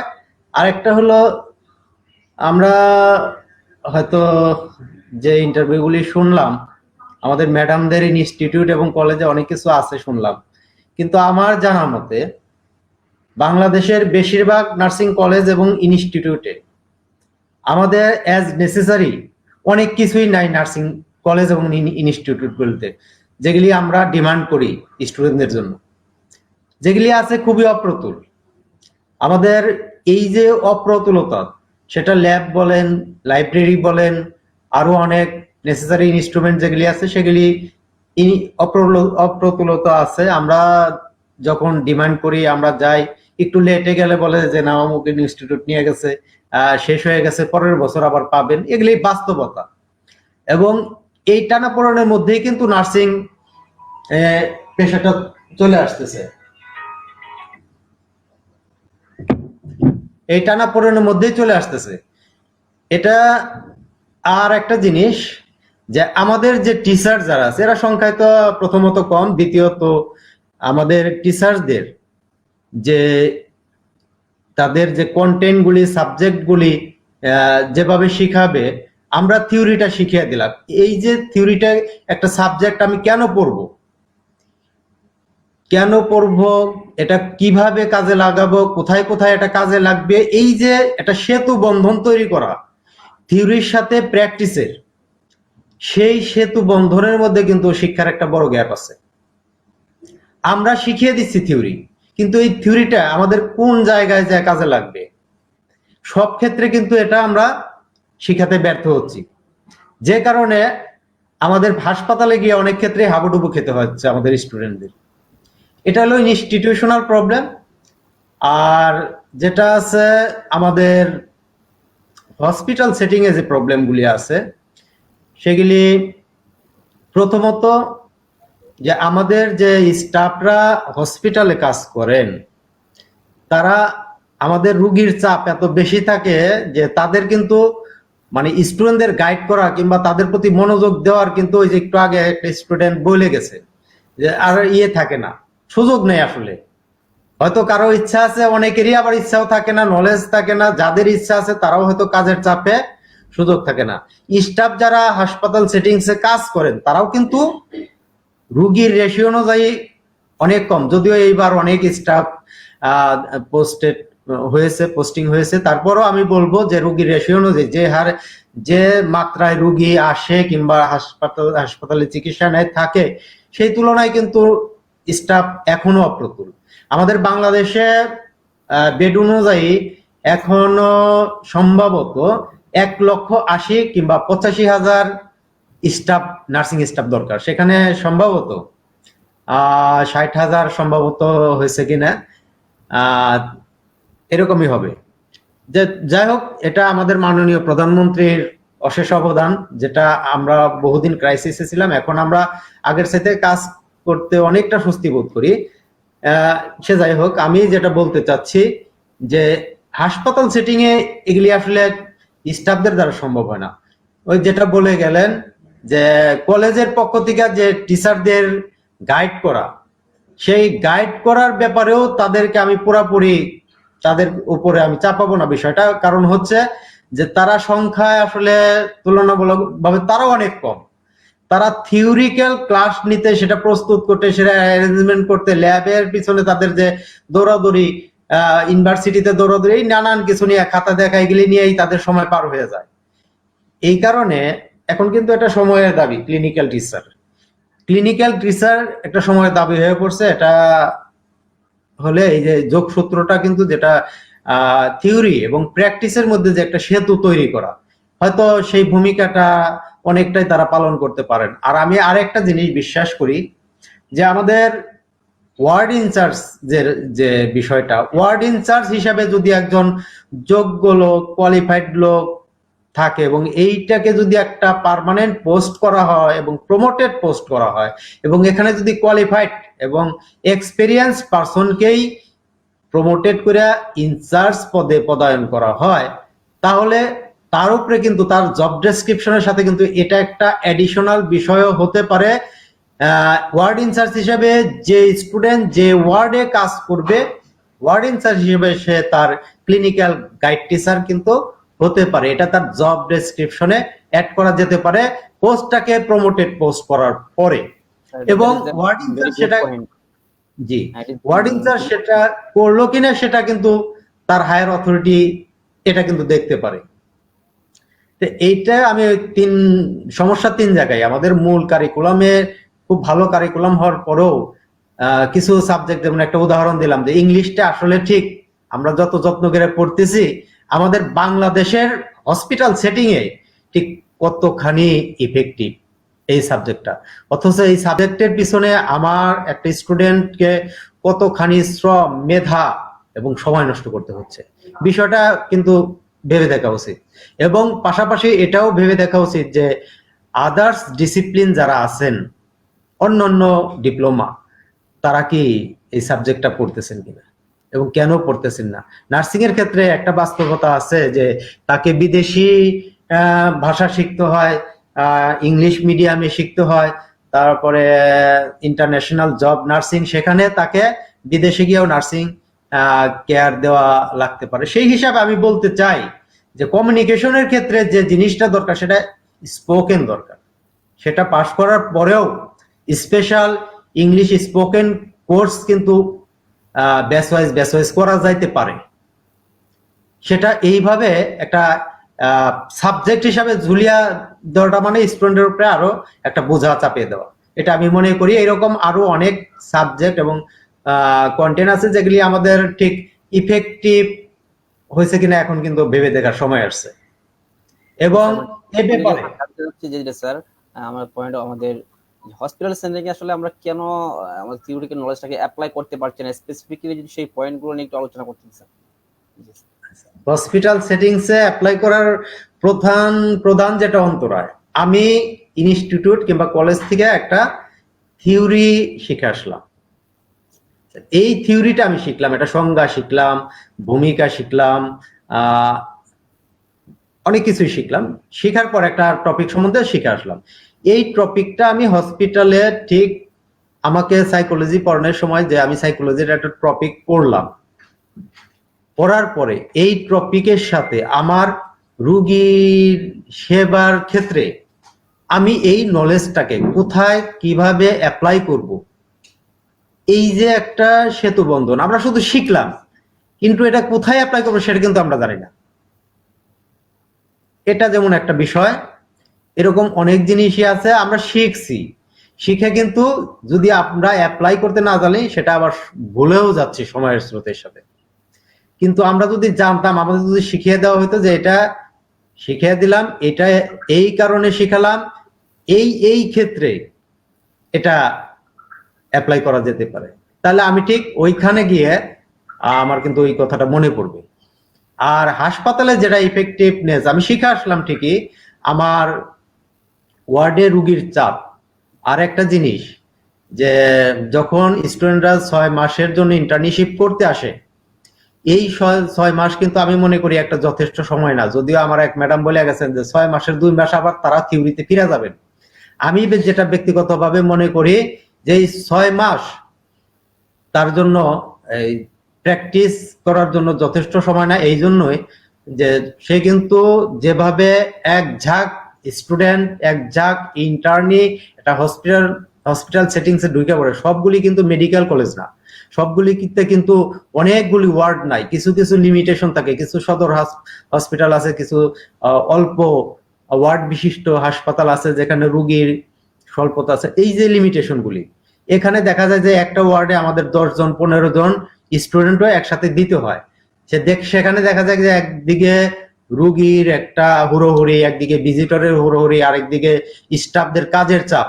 সেই রকম একটা অবস্থায় আমার group of internee, group of student গিয়ে কিন্তু তারা শুধু জটলাই করতে পারে, শেখার কিন্তু তেমন কোনো সুযোগ সেখানে সৃষ্টি হয় না।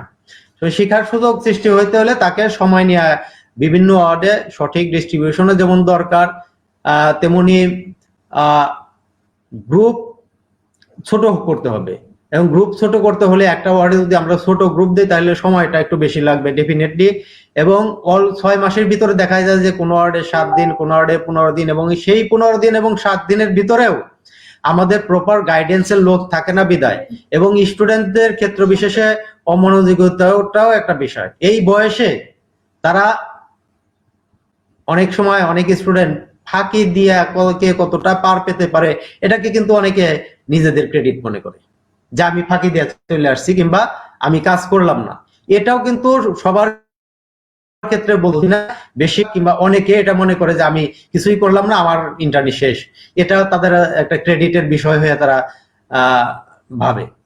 তো আমি মনে করি সময়টা যদি থিওরির সাথে প্র্যাকটিক্যালের মানে সত্যিকার অর্থে অ্যাডজাস্ট করতে হয়, তাহলে আমাদের ক্লিনিক্যাল টিচারের যেমন প্রয়োজন, সেই ক্লিনিক্যাল টিচার বিষয়টা মিট আপ করতে হলে আমাদের ক্লিনিক্যাল টিচার দরকার, এবং ক্লিনিক্যাল টিচারকে আমরা আমি একটু অ্যাড করি যে স্যার আমাদের আরেকটু যুক্ত হয়েছেন জি যে লাকি মনি, আমরা ওনার কাছে একটু বক্তব্য শুনবো, ওনার আলোচনা, তারপর সমাধানের উদ্দেশ্যে আমরা কি করতে পারি আমরা শেষ অংশে আপনার কাছে আমরা সমাধানের উদ্দেশ্যে আলোচনা করব।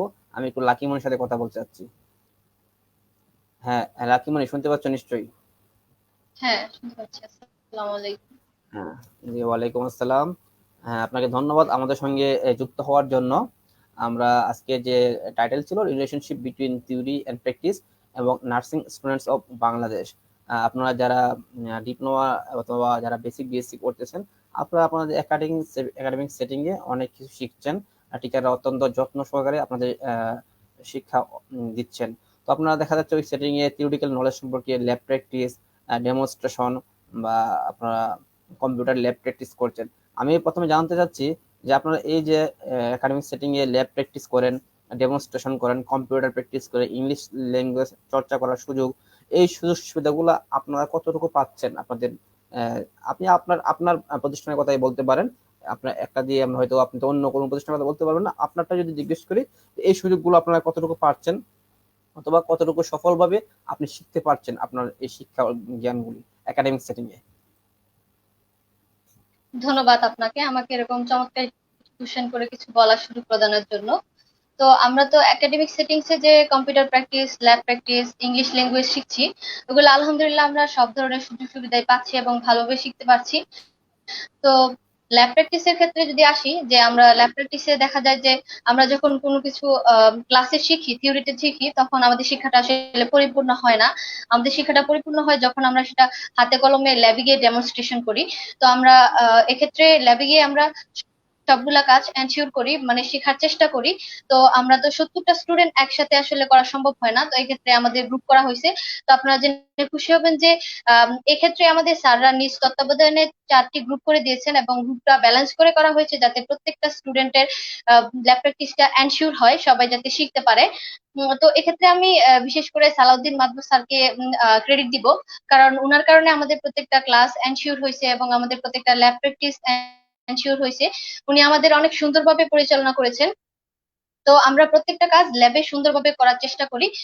তো আমাদের নিউট্রিশনাল ল্যাবও আছে, যে আপনারা জেনে খুশি হবেন যে আমরা প্রত্যেক বছর এখানে ফুড ফেয়ার করে থাকি। তো মাশাআল্লাহ আমরা খুব ভালোভাবেই শিখতেছি। আর ইংলিশ ল্যাঙ্গুয়েজের ক্ষেত্রে যদি আমরা বলি, তাহলে আমরা এক্ষেত্রে খুব ভাগ্যবান, কারণ ইংলিশ ল্যাঙ্গুয়েজের ক্ষেত্রে আমাদের খুব ভালো একজন টিচার আছে। তো আমরা আমাদের ক্লাসগুলো চেষ্টা করি ইংলিশ কনভারসেশনে করার জন্য, এবং আমাদের ভাইবা যে এক্সাম গুলো আছে আমরা টোটালি ইংলিশে করি। তো আপনারা জেনে খুশি হবেন যে আমাদের যে লেসন ভিত্তিক এবং ক্লাস অনুযায়ী যে পাওয়ার পয়েন্ট অ্যাসাইনমেন্ট গুলো আছে সেগুলো আমরা পাওয়ার পয়েন্টে করে থাকি। আর যদি আমরা কম্পিউটার প্র্যাকটিসের কথা বলি, তাহলে আমরা বলতে পারি যে আমরা এক্ষেত্রে ভাগ্যবান, কারণ আমাদের কম্পিউটার ল্যাব আছে। আমরা ওই ল্যাবে হয়তো 70 জন একসাথে করতে পারি না স্বল্পতার কারণে, তবে আমরা গ্রুপ ওয়াইজ সেখানে করে থাকি। তো আমরা যে কম্পিউটার প্র্যাকটিসটা করছি এবং সেটা সুফল যে আমরা পাচ্ছি, তার বড় একটা প্রমাণ হচ্ছে যে আমাদের যে লেসন ওয়াইজ প্রত্যেকটা সাবজেক্টের যে অ্যাসাইনমেন্ট গুলো আছে সেগুলো আমাদের পাওয়ার পয়েন্টে করতে হয়। তো এক্ষেত্রে আমরা বলতে পারি যে হ্যাঁ, আমরা ভাগ্যবান, অনেক সুযোগ সুবিধা পাচ্ছি। তো আরেকটা কথা বললেই নয় যে আমাদের যে ইংলিশের ক্ষেত্রে যে একটু আগে যে ম্যাম বললেন যে ইংলিশ ল্যাব, ইংলিশের কথা, যে ওনার ওখানে মাইক্রোবায়োলজি ল্যাব আছে, কিন্তু আসলে দুঃখের সাথে বলতে হচ্ছে যে আমাদের ইনস্টিটিউটে আসলে মাইক্রোবায়োলজি ল্যাব নাই। তো যদি ওটা থাকতো তাহলে মনে হয় আমরা আরো ভালোভাবে শিখতে পারতাম। তো আমরা মানে সরকারের কাছে জোর দাবি জানাচ্ছি যে প্রত্যেকটা ইনস্টিটিউটে যাতে মাইক্রোবায়োলজি ল্যাব থাকে, এবং আমাদের যদি ইংলিশ ল্যাব থাকতো তাহলে মনে হয় আমরা আরো ভালো করতে পারতাম। কারণ আমরা তো সবাই জানি যে বাইরের দেশে নার্সিং এর প্রচুর চাহিদা। তো আমাদের যদি ইংলিশে লার্নিং স্পিকিং ডেভেলপড হয়, তাহলে আমাদের বাইরের দেশের জব স্যাটিসফ্যাকশনটা অনেক ভালো হবে। তো এক্ষেত্রে আমি বলতে চাচ্ছি যে হ্যাঁ, আসলে আমরা আমাদের কারিকুলাম বেসটা অনেক ভালো, সিস্টেমটা অনেক সুন্দর। আম, যতটুকুর মধ্যে আমরা পারছি আসলে আমাদের টিচার আমাদের অনেক হেল্প করছেন। ক্লিনিক্যাল প্র্যাকটিসে আমাদের যারা আছেন তারা আমাদেরকে অনেক সাহায্য করছেন। ধন্যবাদ। হ্যাঁ, আমি আপনার অনেক সুন্দর আলোচনা করেছেন আপনি। অনেক আপনার প্রতিষ্ঠানে জানি প্রিন্সিপাল স্যার সালাউদ্দিন স্যার অত্যন্ত দক্ষ স্যার। ওনার তত্ত্বাবধানে আপনারা অত্যন্ত সুন্দরভাবে লার্নিং গুলো করছেন। এখন আমার যে প্রশ্ন, আমরা শিখলাম, কিন্তু হসপিটালে যখন গেলাম, হসপিটালে যাওয়ার পর আমরা যে শিক্ষাটা বা থিওরিটিক্যাল নলেজ আমরা কি সঠিকভাবে অ্যাপ্লাই করতে পারছি কিনা, আপনারা কতটুকু সফলভাবে সেই প্র্যাকটিস গুলা প্রয়োগ করতে পারছেন, অথবা প্র্যাকটিসে রূপান্তর করতে গিয়ে নলেজটাকে অ্যাপ্লাই করতে গিয়ে আপনারা কি ধরনের সমস্যা ফেস করছেন, যদি আমাদের একটু জানাতেন সংক্ষিপ্ত। আসলে হসপিটালে থিওরি করার পর আসলে হসপিটালে যাওয়ার পর আমরা দেখা যায় যে মাঝে মধ্যে সাবজেক্ট ওয়াইজ পেশেন্ট পাই না, যেমন মেন্টাল হেলথের পেশেন্ট থাকে না। তারপর হচ্ছে যে রুগী অনেক বেশি থাকে কিন্তু ডক্টরের পরিমাণ অনেক কম থাকার কারণে আমরা ওনাদের সাথে ওইরকম ভাবে কমিউনিকেশন করতে পারি না, প্রশ্ন করতে পারি না। তো এক্ষেত্রে যারা নার্স আছেন তারা অনেক কম মানে আন্তরিক ভাবে আমাদের শেখানোর চেষ্টা করেন। কিন্তু আমার মনে হয় যে আনিসুর রহমান স্যারের সাথে আমি একমত যে আমাদের ক্লিনিক্যাল টিচারটা এখন সময়ের দাবি। তো আমাদের যদি ওইটা এনশিওর করা হয়, তাহলে আমাদের প্রত্যেকটা কেস স্টাডি আমরা ভালোভাবে করতে পারবো, এবং আমাদের হসপিটালের যে প্র্যাকটিসটা আছে ওটা আরো ভালোভাবে করা যাবে, আমরা আরো দক্ষ নার্স হিসেবে গড়ে উঠতে পারবো। কারণ প্র্যাকটিসটা একজন নার্স দক্ষ হিসেবে তখনই গড়ে ওঠে যখন তার হসপিটাল প্র্যাকটিসটা বেসটা ভালো হয়। তাহলে আমি সরকারের কাছে মানে খুব জোরভাবে বলতে চাচ্ছি যে আমাদের যে ক্লিনিক্যাল যে টিচার আছে ওইটা যাতে এনশিওর করে। আর ওইটা যতদিন পর্যন্ত এনশিওর করা না হচ্ছে, যদি ওয়ার্ড ইনচার্জকে জিজিএনএম থেকে অফিসিয়াল লেটারের মাধ্যমে বলা হতো যে ক্লিনিক্যাল ইন্সপেকশনের দায়িত্বটা দেওয়া হতো, তাহলে মনে হয় আমাদের জন্য অনেক ভালো হতো, আমরা আরো ভালোভাবে শিখতে পারতাম। জি, একটা প্রশ্ন যদি আপনাকে করি, আমাদের জানি আমাদের অনেক লিমিটেশন রয়েছে হসপিটাল সেটিংয়ে, আমাদের ক্লিনিক্যাল নার্স প্র্যাকটিশনার নাই, অথবা আমাদের যারা ইনচার্জ রয়েছেন বা সুপারভাইজার রয়েছেন তারা অনেক ব্যস্ত থাকেন, আমাদের পেশেন্টের রেশিও নার্সদের চেয়ে অনেক বেশি। কিন্তু কথা হচ্ছে আপনারা ব্যক্তিগতভাবে আপনারা কতটুকু কাজ করতে আগ্রহী, আপনাদের পক্ষ থেকে কোন ধরনের লিমিটেশন রয়েছে যে, বা ইনডিফারেন্ট মাইন্ড রয়েছে কাজ করার সময় আপনাদের পক্ষ থেকে এজ এ স্টুডেন্ট? মানে আমাদের পক্ষ থেকে আসলে আমরা যতটুকু মানে আমরা অনেক আগ্রহী হসপিটালে যারা আছেন তাদের সাথে কাজ করার জন্য। তো দেখা যায় মাঝে মধ্যে রুগী বেশি থাকার কারণে স্টাফরা আমাদের সাথে ওইরকম ভাবে কমিউনিকেশন করতে পারেন না। কিন্তু হসপিটালে যারা আছেন তারা খুবই আন্তরিক এবং আমরা শেখার জন্য আসলে অনেক আগ্রহী। আমরা সব কাজ করতে চেষ্টা করি, এবং আমাদের হসপিটালে যারা আছেন কর্মরত তারা আমাদেরকে অনেক হেল্প করেন। এবং আমাদের সালাউদ্দিন মাদবর স্যার আমাদেরকে প্রত্যেকটা ওয়ার্ড বাই ওয়ার্ড কি কাজ করতে হবে ওই ডেমনস্ট্রেশন দিয়ে দিয়েছেন। তো হসপিটালে গিয়ে আমরা সেটা সেভাবে প্রয়োগ করার চেষ্টা করি। তো আমরা যে মানে ইনস্টিটিউটে যে কাজগুলো করে থাকি, ল্যাবে যে প্র্যাকটিস গুলো করে থাকি, স্যারকে ধন্যবাদ দিব, কারণ আমরা যখন হসপিটালে কাজ করি তখন আমাদের সেই কাজগুলো আসলে চোখে ভেসে ওঠে, এবং হসপিটালে আমরা সেই পারফরমেন্স ভালো হয় এবং আমরা সুইটলি কাজগুলো করতে পারি। ধন্যবাদ লাকিমণি আমাদের সঙ্গে যুক্ত হওয়ার জন্য এবং চমৎকার আলোচনা করার জন্য, এবং আপনার সঙ্গে সুর মিলিয়ে আমিও বাংলাদেশ সরকার, আমাদের ডিজিএনএম, আমাদের বিএনএমসি কাউন্সিল ওনাদেরকে রিকোয়েস্ট করব hospital based clinical nurse practitioner পদ যদি সৃষ্টি করা হয়, তাহলে হয়তো আমাদের স্টুডেন্টরা আরো বেটার প্র্যাকটিস করতে পারবে এবং স্কিল হতে পারবে। ধন্যবাদ আমাদের সঙ্গে যুক্ত হওয়ার জন্য। এখন আমরা চলে যাব আমাদের আনিসুর রহমান স্যারের কাছে। আমরা তো, জি স্যার শুনতে পাচ্ছেন নিশ্চয়ই? জি, ইয়েস, শুনতে পাচ্ছি। আমরা স্ক্রিনে দুজন স্টুডেন্টকে একসাথে রাখলাম। দুজন জি। স্টুডেন্ট তাদের কথাগুলো বলেছেন, আপনি শুনেছেন নিশ্চয়ই। এখন জি, কিছু আপনিও কিছু সমস্যার কথা বলেছেন। এই সবগুলো সমস্যা সমাধান প্রকল্পে আমরা কি ধরনের সমাধানে যেতে পারি, বা আপনার রিকমেন্ডেশন বা কি ধরনের পদক্ষেপ নেওয়া উচিত আমাদের শিক্ষাটাকে সঠিকভাবে প্র্যাকটিসে রূপান্তর করার জন্য, আমরা অল্প সময় আলোচনা করব। আমাদের প্রায় শেষ পর্যায়ে চলে এসেছি আজকে। প্রথমত আমি যেটা বলবো যে আমাদের ইনস্টিটিউট এবং কলেজগুলিতে টিচারের সংখ্যা বাড়াতে হবে, 1 নম্বর। 2 নম্বর হচ্ছে আমাদের কলেজ এবং ইনস্টিটিউটের যে টিচার আছে এদের কিন্তু ট্রেনিং এর ব্যবস্থা খুবই লিমিটেড। Yes, sir. এই ট্রেনিং এর ব্যবস্থা করতে হবে এবং এটা আরো বাড়াতে হবে, যুগোপযোগী করতে হবে। এটা যদি ইফেক্টিভ, যে সেতু বন্ধন, তারা কিন্তু নলেজেবল, আমি মনে করি তারা নলেজেবল, কিন্তু সেই নলেজটা দিয়েই তারা শেখাবেন। সেই শিক্ষাটা জানি শুধু শিক্ষার মধ্যেই সীমাবদ্ধ না থাকে, সেই শিক্ষাটা স্টুডেন্টরা কি শিখলো, সেই শিক্ষাটা কেন শিখলো, সেই শিক্ষাটা কোথায় কোথায় কাজে লাগাবে, এই যে একটা সেতু বন্ধন রচনা করা, এই রচনা কিন্তু তাকে করতে হবে। এবং এখান থেকে স্টুডেন্ট বুঝে যাবে যে আমি এটা কেন শিখলাম, আমার এটা কোন জায়গায় যে অ্যাপ্লাই করতে হবে। এখন ওই যে কথাটা বারবার আসছে যে হসপিটাল সেটিংসে যেটা লাগবে, ক্লিনিক্যাল টিচার লাগবে। ক্লিনিক্যাল টিচারের বিকল্প হিসাবে একজন কোয়ালিফাইড ওয়ার্ড ইনচার্জকে ভাবা যেতে পারে, কিংবা ওয়ার্ডে যারা অন্য ক্লিনিক্যাল নার্স থাকে এরা কিন্তু প্রায়শই ব্যস্ত থাকেন। এরা অনেক সময় রুগী কম থাকেন, ভিজিটর কম থাকেন, সে সময় হয়তো সে একটু রিল্যাক্সলি আলোচনা করতে পারেন, কিন্তু বেশিরভাগ সময় ব্যস্ত থাকেন। এই জন্য ওয়ার্ড ইনচার্জ অথবা ক্লিনিক্যাল টিচার যদি থাকেন, তাহলে সে এই কাজে স্টুডেন্টদের গাইড দিতে পারেন, এবং সে দিলে স্টুডেন্টরা মানে বর্তমানে যে অবস্থা আছে তার সাথে বেটার শিখতে পারবেন। এবং অমনোযোগিতা, যেটা স্টুডেন্ট কখনো অমনোযোগী হয় প্র্যাকটিসে গিয়ে, যখন দেখে যে তার বেড সাইডে গিয়ে দাঁড়ানোর জায়গা নাই, বেড সাইডে অনেক ভিড়, মানে শিক্ষার একটা পরিবেশ, তো শিক্ষার যে একটা পরিবেশ, সেই পরিবেশটা নাই, তখন কিন্তু আলটিমেটলি সে ওখান থেকে ঘুরে ঘেরে চলে আসে। আচ্ছা, এখন আমি যেটা বলতে চাই যে ইন্টার্নশিপ, আমার মনে হয় যদি একজন স্কিলড নার্স আমরা তৈরি করতে চাই, তাহলে অবশ্যই ইন্টার্নশিপের পিরিয়ডটা বাড়ানো উচিত। এটা হলো আমার ব্যক্তিগত অনুভূতি থেকে, ফিলোসফি থেকে আমি বলতেছি, এটা বাড়ানো উচিত। আর স্টুডেন্টদের যে অমনোযোগিতা, এটা অস্বাভাবিক কিছু না, থাকতেই পারে। এই অমনোযোগিতাটা কাভার দেওয়ার জন্য আমাদের কলেজের ইনস্টিটিউটের টিচারদের যেমন মোটিভেশনটা দরকার, তারা ইনস্টিটিউটে আসার পূর্বে যে এই যে 6টা মাস কিংবা যদি বাড়ায় এই যে ইন্টার্নির সময়কালটা, এটা কিন্তু খুব দুর্লভ একটা সময়। এটা যদি আমরা মিস করি তাহলে আমরা অনেক কিছু মিস করে ফেলবো। আর এটা যদি আমরা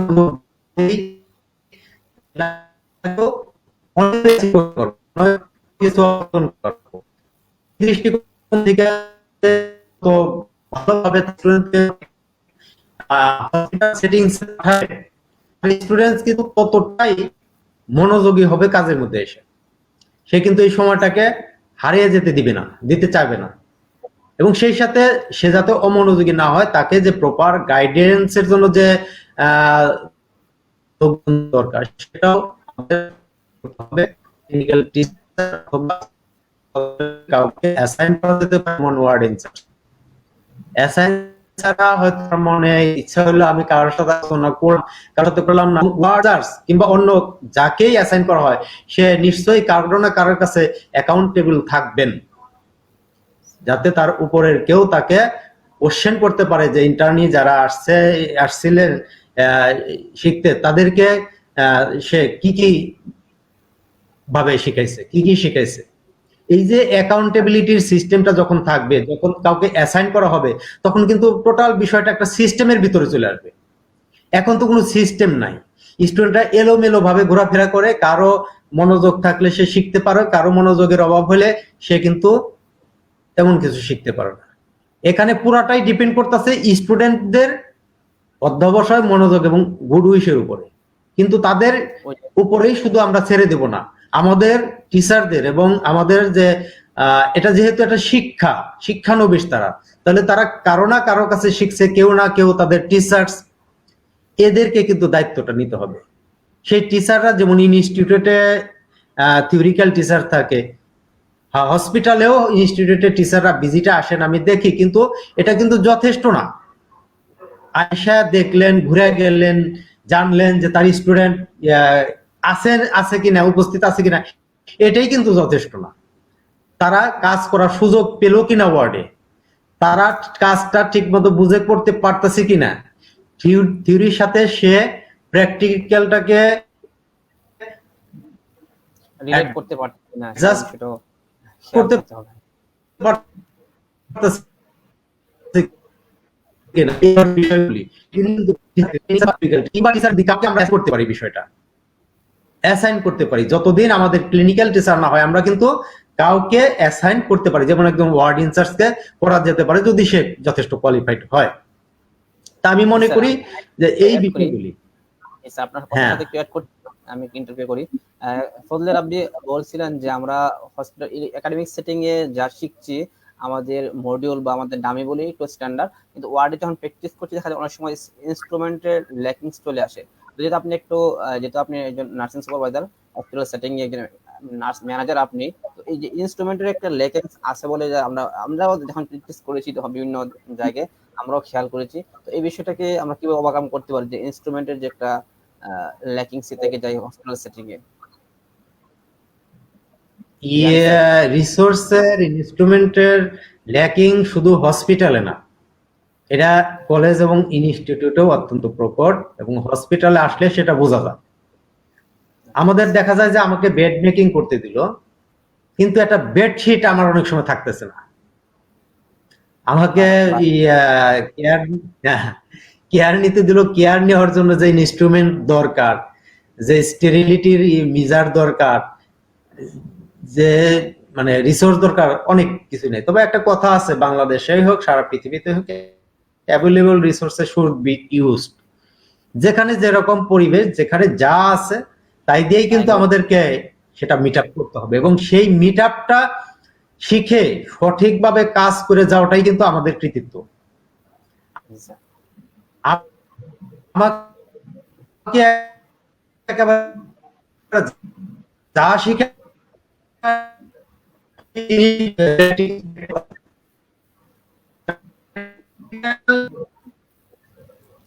যে আবার আমি আপনার কাছে এখন ফিরে যাব আলোচনা নিয়ে। যে আমি শেষ প্রশ্ন আজকে বা শেষ আলোচনা, তারপর আমরা দর্শকের প্রশ্ন নিব। আমরা অনুষ্ঠানের শেষ পর্যায়ে চলে আসছি। আমরা জানি যে থিওরি গাইডস প্র্যাকটিস, অর্থাৎ থিওরির মাধ্যমে আমরা যা শিখি একাডেমিক সেটিং এ, সেটাই আমরা প্র্যাকটিসে রূপান্তর করি। অনেক সময় দেখা যায় কিছু কিছু ক্ষেত্রে আমাদের কিছু গ্যাপ রয়ে যায়, আমরা থিওরি এবং যে প্র্যাকটিস এর মধ্যে একটা গ্যাপ সৃষ্টি হয়। তো সেই গ্যাপটা দূর করার জন্য আপনার কাছে কি ধরনের পরামর্শ বা কি ধরনের গ্যাপ আছে বলে মনে করেন থিওরি এবং প্র্যাকটিসের মধ্যে? থ্যাংক ইউ মনির। প্রশ্নেই যে কথাটা আছে যে মানে থিওরি গাইডেড প্র্যাকটিস, তাই না? কথা প্রশ্নেই আছে theory guided practice. That is, আমি যদি মাউথ কেয়ার শিখাই, তাহলে মাউথ কেয়ারে আমি কি শিখাইছি সেই শিক্ষা নিয়ে সে ক্লিনিক্যাল প্র্যাকটিসে যাবে, এবং সেখানে গিয়ে এই থিওরির সাথে রিলেট করে এখানে যা শেখানো হয়েছে সেই অনুযায়ী সে মাউথ কেয়ারটা দিবে। এটাই তো আমরা মিনিংটা বুঝি যে থিওরি বেসড প্র্যাকটিস বা থিওরি গাইডেড প্র্যাকটিস। তো সেক্ষেত্রে যে গ্যাপের কথা আমার বলা হচ্ছে, আর আমি আরেকটু পিছনে যাই, যে কথাটা বলা হচ্ছে যে থিওরি গাইডেড প্র্যাকটিস হবে কি করে। তাহলে আমাদের যখন আমরা একটা রোটেশন প্ল্যান করি যে আমার কোন স্টুডেন্ট কোন সেমিস্টারে বা কোন মাসে বা কোন সপ্তাহে কোথায় যাবে, সেটা কিন্তু তার ইয়ার বেস, তার ওখানে কি সাবজেক্ট ছিল সেই সাবজেক্ট অনুযায়ী কিন্তু রোটেশন প্ল্যানটা করানো হয়, এবং তার সেই রেসপেক্টিভ ক্লিনিক্যাল সাইটে তাকে সেখানে দেওয়া হয়। যখন সে অ্যাডাল্ট নার্সিং করবে তখন আমার স্টুডেন্টকে পাঠাইতে হবে ওটি, পোস্ট অপারেটিভ, তাই না, তারপরে সার্জিক্যাল ওয়ার্ড, এখানে গিয়ে সে শিখবে। তো এখানে আনিস স্যার যে বলে গেছেন বা আমাদের দুইজন স্টুডেন্ট, তারা কিন্তু মানে খুবই এত সুন্দর প্র্যাকটিক্যাল, তারা যে কথাটা তারা তাদের সেটিংসে তারা যেভাবে দেখছে তারা সেভাবে বলে গেছে। এখানে যেটা এই গ্যাপটা, যে আমরা গাইড, প্রথমে হচ্ছে আমাকে গাইড করতে হবে। তো গাইড করতে হলে এই যে আমি আর এই আনিস স্যার, হ্যাঁ, আমাদের দুইজনের সমন্বয় লাগবে। আমি ইনস্টিটিউট বা কলেজ, আমি থিওরি দিব, আমার আনিস স্যারের কাছে আমার স্টুডেন্ট পাঠালাম, আমার আনিস স্যার আমার স্টুডেন্টকে ক্লিনিক্যাল প্র্যাকটিসে হেল্প করবে বা সে গাইড করবে। হ্যাঁ, এবং কথাই আছে যে একজন আরএন এর তত্ত্বাবধানে একজন স্টুডেন্ট ক্লিনিক্যাল প্র্যাকটিস করবে। তো সেক্ষেত্রে আনিস স্যার যে বলছেন যে হ্যাঁ আমি দেখি যে টিচাররা আসে, কিন্তু সেটা আসলে পর্যাপ্ত না।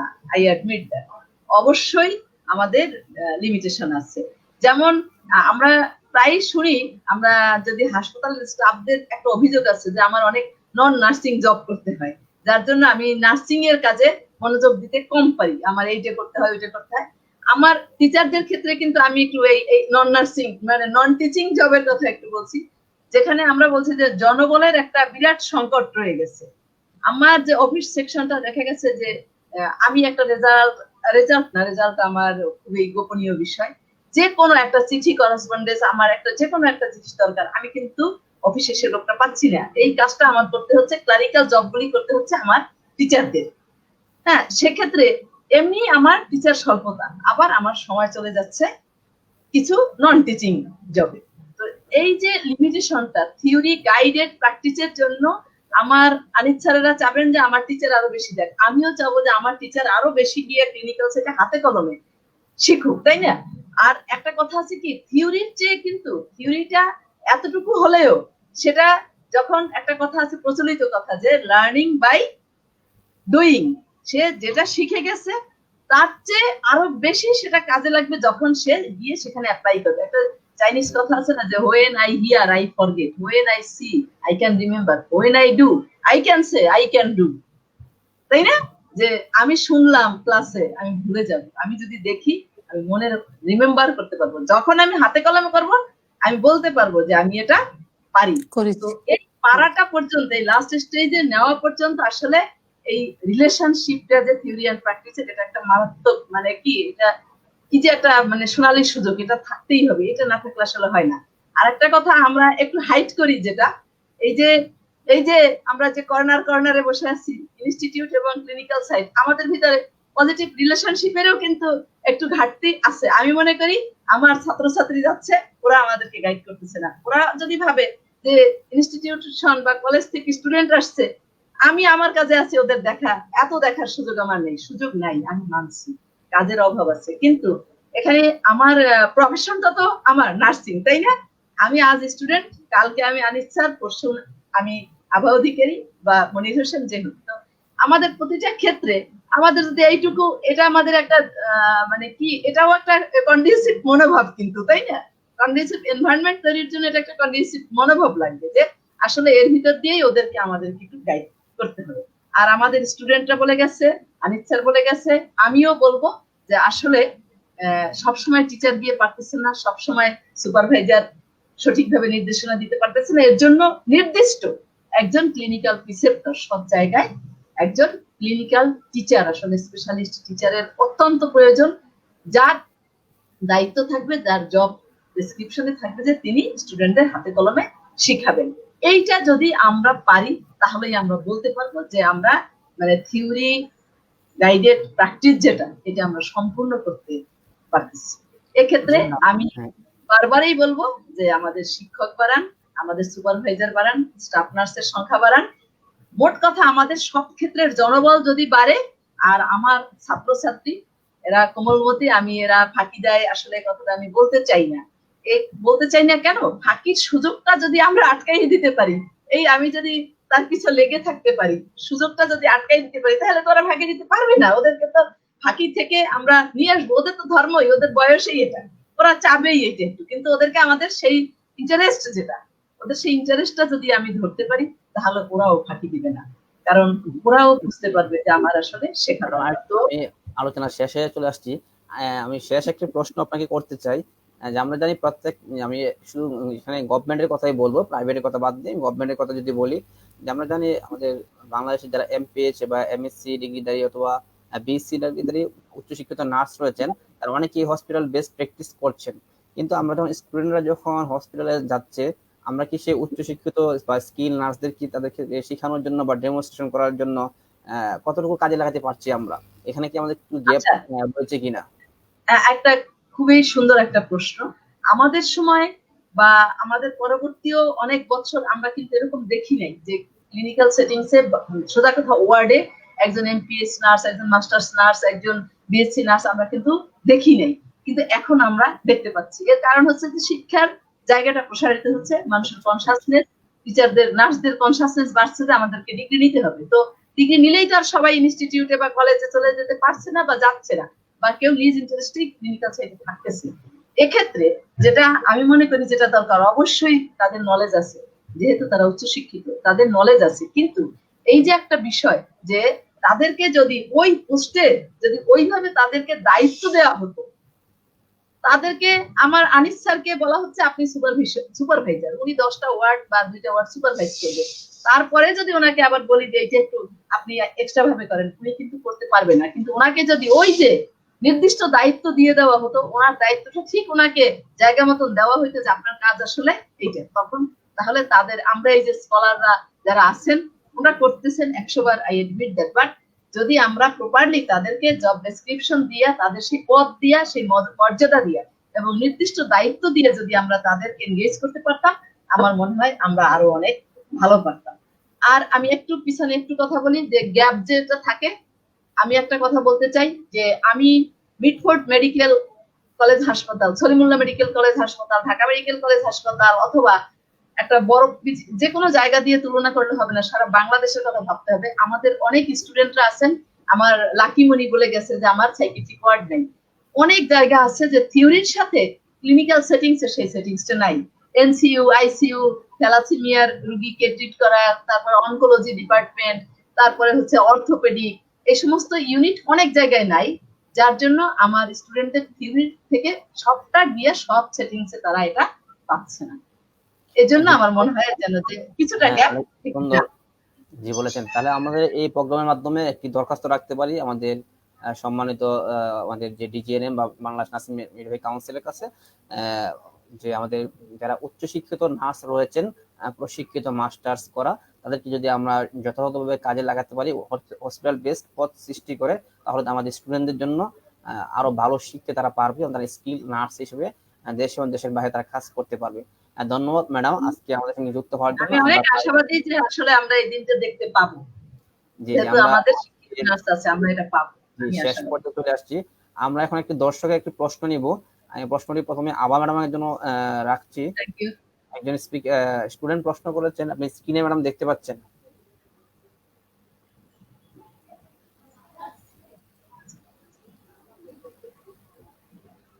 আমি কি প্রশ্ন হাইড করব? না আমি একটু প্রশ্নটা দেখি। হ্যাঁ,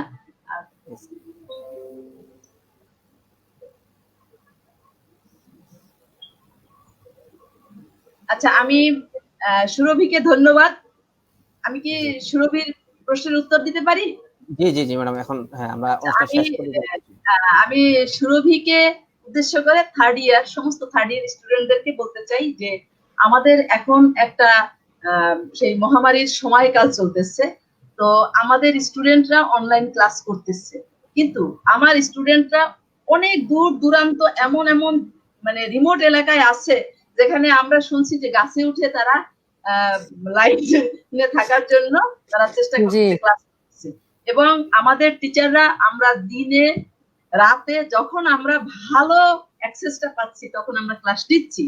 এজন্য আমাদের স্টুডেন্টদেরকে আমি অনেক অনেক ধন্যবাদ জানাবো, সাথে সাথে আমাদের টিচারদের। কিন্তু ওর যে প্রশ্নটা যে আমরা থার্ড ইয়ার স্টুডেন্ট, আমাদের সময় চলে যাচ্ছে, ডিসেম্বরে ওদের আসলে ফাইনাল হওয়ার কথা ছিল, তো ওরা থিওরি যাও পাচ্ছে, তবে ক্লিনিক্যাল সেই যে অভিজ্ঞতাটা তারা সেটা কোথায় পাবে?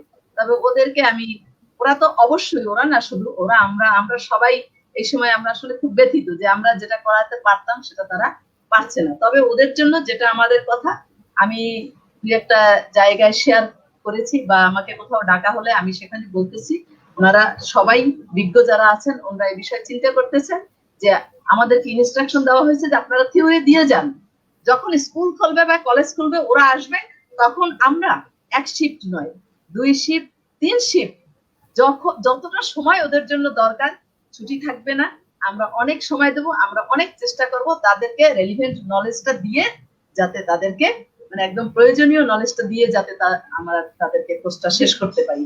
এজন্য ওদেরকে একটু অপেক্ষা করতে হবে। এবং আমি মনে করি যে আমার সদস্য সরকার এবং তার সাথে আমার অথরিটি যিনি আছেন ডিজিএনএম এবং বিএনএমসি, ওনারা খুবই এই বিষয়ে খুব কনসার্ন আছেন, ওনারা মিটিং করতেছেন কিভাবে এটাকে রিকভার করা যায়, আমাদের ইনস্ট্রাকশন দিবেন। আমরা আশা করি ওদের যে গ্যাপটা আমরা হয়তো শতভাগ পূরণ করতে পারবো না, কিন্তু যতটা সম্ভব ওই যে আমরা বললাম যে আমরা 1 শিফট 2 শিফট 3 শিফট যেভাবে পারি আমরা ওদেরকে এটা পূরণ করার চেষ্টা করি। ধন্যবাদ ম্যাডাম সুন্দর Thank আনসার you. করার জন্য।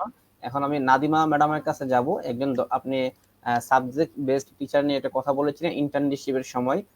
একজন দর্শক প্রশ্ন করেছেন, আপনি স্ক্রিনে দেখতে পাচ্ছেন প্রশ্নটি। By which criteria are depending to prepare a subject-based teachers? I think only 6 months internship period is not enough time to prepare a subject-based teacher. অর্থাৎ উনি কিছু ক্রাইটেরিয়ার কথা আপনাকে আস্ক করেছেন, কি ক্রাইটেরিয়া দিলে আমরা সাবজেক্ট বেসড টিচার তৈরি করতে পারি, অথবা 6 মাস কি যথেষ্ট সময় কিনা? জি নাদিমা ম্যাডাম, যদি অল্প সময় বলতেন। থ্যাংক ইউ মনির, এবং যে প্রশ্নকারী তাকেও ধন্যবাদ অনেক সুন্দর একটা প্রশ্ন করার জন্য। এখানে আমি প্রথমেই বলবো, আগে আমি বলেছিলাম যে ইন্টার্নি পিরিয়ড থেকে 2 মাস ও সাবজেক্ট ওয়াইজ তাদেরকে তৈরি করার জন্য। সেই ক্ষেত্রে হ্যাঁ, আনিসুর রহমান ভাই একটা কথা বলেছেন যে 6 মাস আছে সেটাই মানে অনেক কম, আরো সময় বাড়াতে হবে। সেক্ষেত্রে আমি ওনার সাথে একমত। অন্ততপক্ষে সাবজেক্ট ওয়াইজ টিচার যদি আমরা প্রিপারেশন করি, সেক্ষেত্রে আরো যদি 6 মাসের সাথে আরো 2 মাস এক্সট্রা অ্যাড করা হয়, সেক্ষেত্রে তাদেরকে চয়েস অনুযায়ী তারা কোন সাবজেক্টের টিচার হতে চায় বা কোন সাবজেক্ট কোন ওয়ার্ড ভিত্তিক তারা কাজ করতে ইচ্ছুক, সেটার উপরে বেসিস করে তাদেরকে ওটার উপরে থিওরি এবং ল্যাব প্র্যাকটিস এবং ক্লিনিক্যাল প্র্যাকটিস তিনটাই তারা পুরা ওই সময়ে ওই কাজটা করলে আমার মনে হয় সেই সাবজেক্ট সম্পর্কে, সেই সাবজেক্ট এবং সেই ওয়ার্ড, সেই রিলেটেড ওয়ার্ড ভিত্তিক তারা ইনফরমেশন নিতে পারবে এবং তারা অনেক কিছু শিখতে পারবে এবং তারা সেই বিষয়ে এক্সপার্ট হবে। Thank you Moni. ফার্দার টাইমে যদি after BSc or after MSc বা যদি তাদের জন্য আলাদা কোনো কোর্সের ব্যবস্থা করা হয় 1 বছর মেয়াদি সাবজেক্ট বেস, হয়তো একটা ভালো ইফেক্টিভ সেটা করলে তো অনেক ভালো। ধন্যবাদ ম্যাডাম। এখন আমি আজকে প্রায় শেষ পর্যায়ে চলে আসছি। যে আনিস স্যার শুনতে পাচ্ছেন নিশ্চয়ই? শুনতে পাচ্ছি। জি স্যার, আমি আপনাকে শেষ একটি আলোচনা দিয়ে শেষ করে দিব আজকে। আপনারা যারা হসপিটাল সেটিং এ রয়েছেন, মাস্টার্স কমপ্লিট করা, আপনারা কতটুকু এঙ্গেজ হতে পারছেন, স্টুডেন্টদেরকে সময় দিতে পারছেন বা তাদেরকে ডেমনস্ট্রেশনের মাধ্যমে শেখাতে পারছেন হসপিটাল সেটিং এ, বা আপনাদেরকে কতটুকু ইনভলভমেন্ট হওয়ার সুযোগ দেওয়া হচ্ছে? আমাকে না, আপনার মতো করে আমি বলতে চাচ্ছি, আপনাকে দিয়ে যারা এমএসসি বা এমপিএস কমপ্লিট করা উচ্চ ডিগ্রিধারী নার্স রয়েছেন হসপিটাল সেটিং এ, তাদের জন্য আসলে কতটুকু সুযোগ রয়েছে কাজ করা বা ইনভলভমেন্ট করা হচ্ছে, অথবা আপনার কি প্রপোজাল এই বিষয়ে তাদেরকে এনগেজমেন্ট করার বিষয়ে? এটা ডিপেন্ড করে মানে তার নিজস্ব ব্যক্তিগত উইশে করে সে কতখানি এনগেজ হবে। এখানে এনগেজ হইতে চাইলে কেউ তাকে বাধা দিবে ব্যাপারটা কিন্তু এমন না। না, তারপরেও স্যার একটা যে অ্যাকাউন্টেবিলিটি বা রেসপন্সিবিলিটি থাকে, যে তাদেরকে ইনস্টিটিউট বা কলেজ থেকে অথবা কাউন্সিল থেকে অথবা ডিজিএম থেকে অথরাইজ করা হয় যে আপনি এই জিনিসগুলো দেখবেন, তখন তার মধ্যে একটা রেসপন্সিবিলিটি কাজ করে। জি, রেসপন্সিবিলিটি কাজ করে। এখানে একটা বিষয় আছে, বিষয়টা হলো যারা কোয়ালিফাইড যোগ্য আছেন বিভিন্ন জায়গায় বিভিন্ন সেটিংসে, তাদেরকে যদি উপযুক্ত সম্মান দেয়া, রিমুনারেশন দেয়া তাদেরকে সেটিং করা হয়, অবশ্যই তারা কাজ করবে। শুধু শুধু কিন্তু কেউ কাজ করতে চায় না, যে কোনো ধরনের রিমুনারেশন কিন্তু দরকার হয়। যেহেতু এরা সরকারি সার্ভিসম্যান, প্রত্যেকটা, যেমন আমি একটা উদাহরণ দেই, এইবার যখন করোনায় আমাদের লোকের স্টাফ আমরা সেটিং করতে চাইলাম, ডিউটি দিতে চাইলাম, সবাই তাদের ব্যক্তিগত অমুক অসুবিধা, ব্যক্তিগত অসুখ বিসুখ, হ্যান ত্যান অনেক কিছু উপস্থাপন করলো, অ্যাপ্লিকেশন জমা পড়ে গেল অনেক।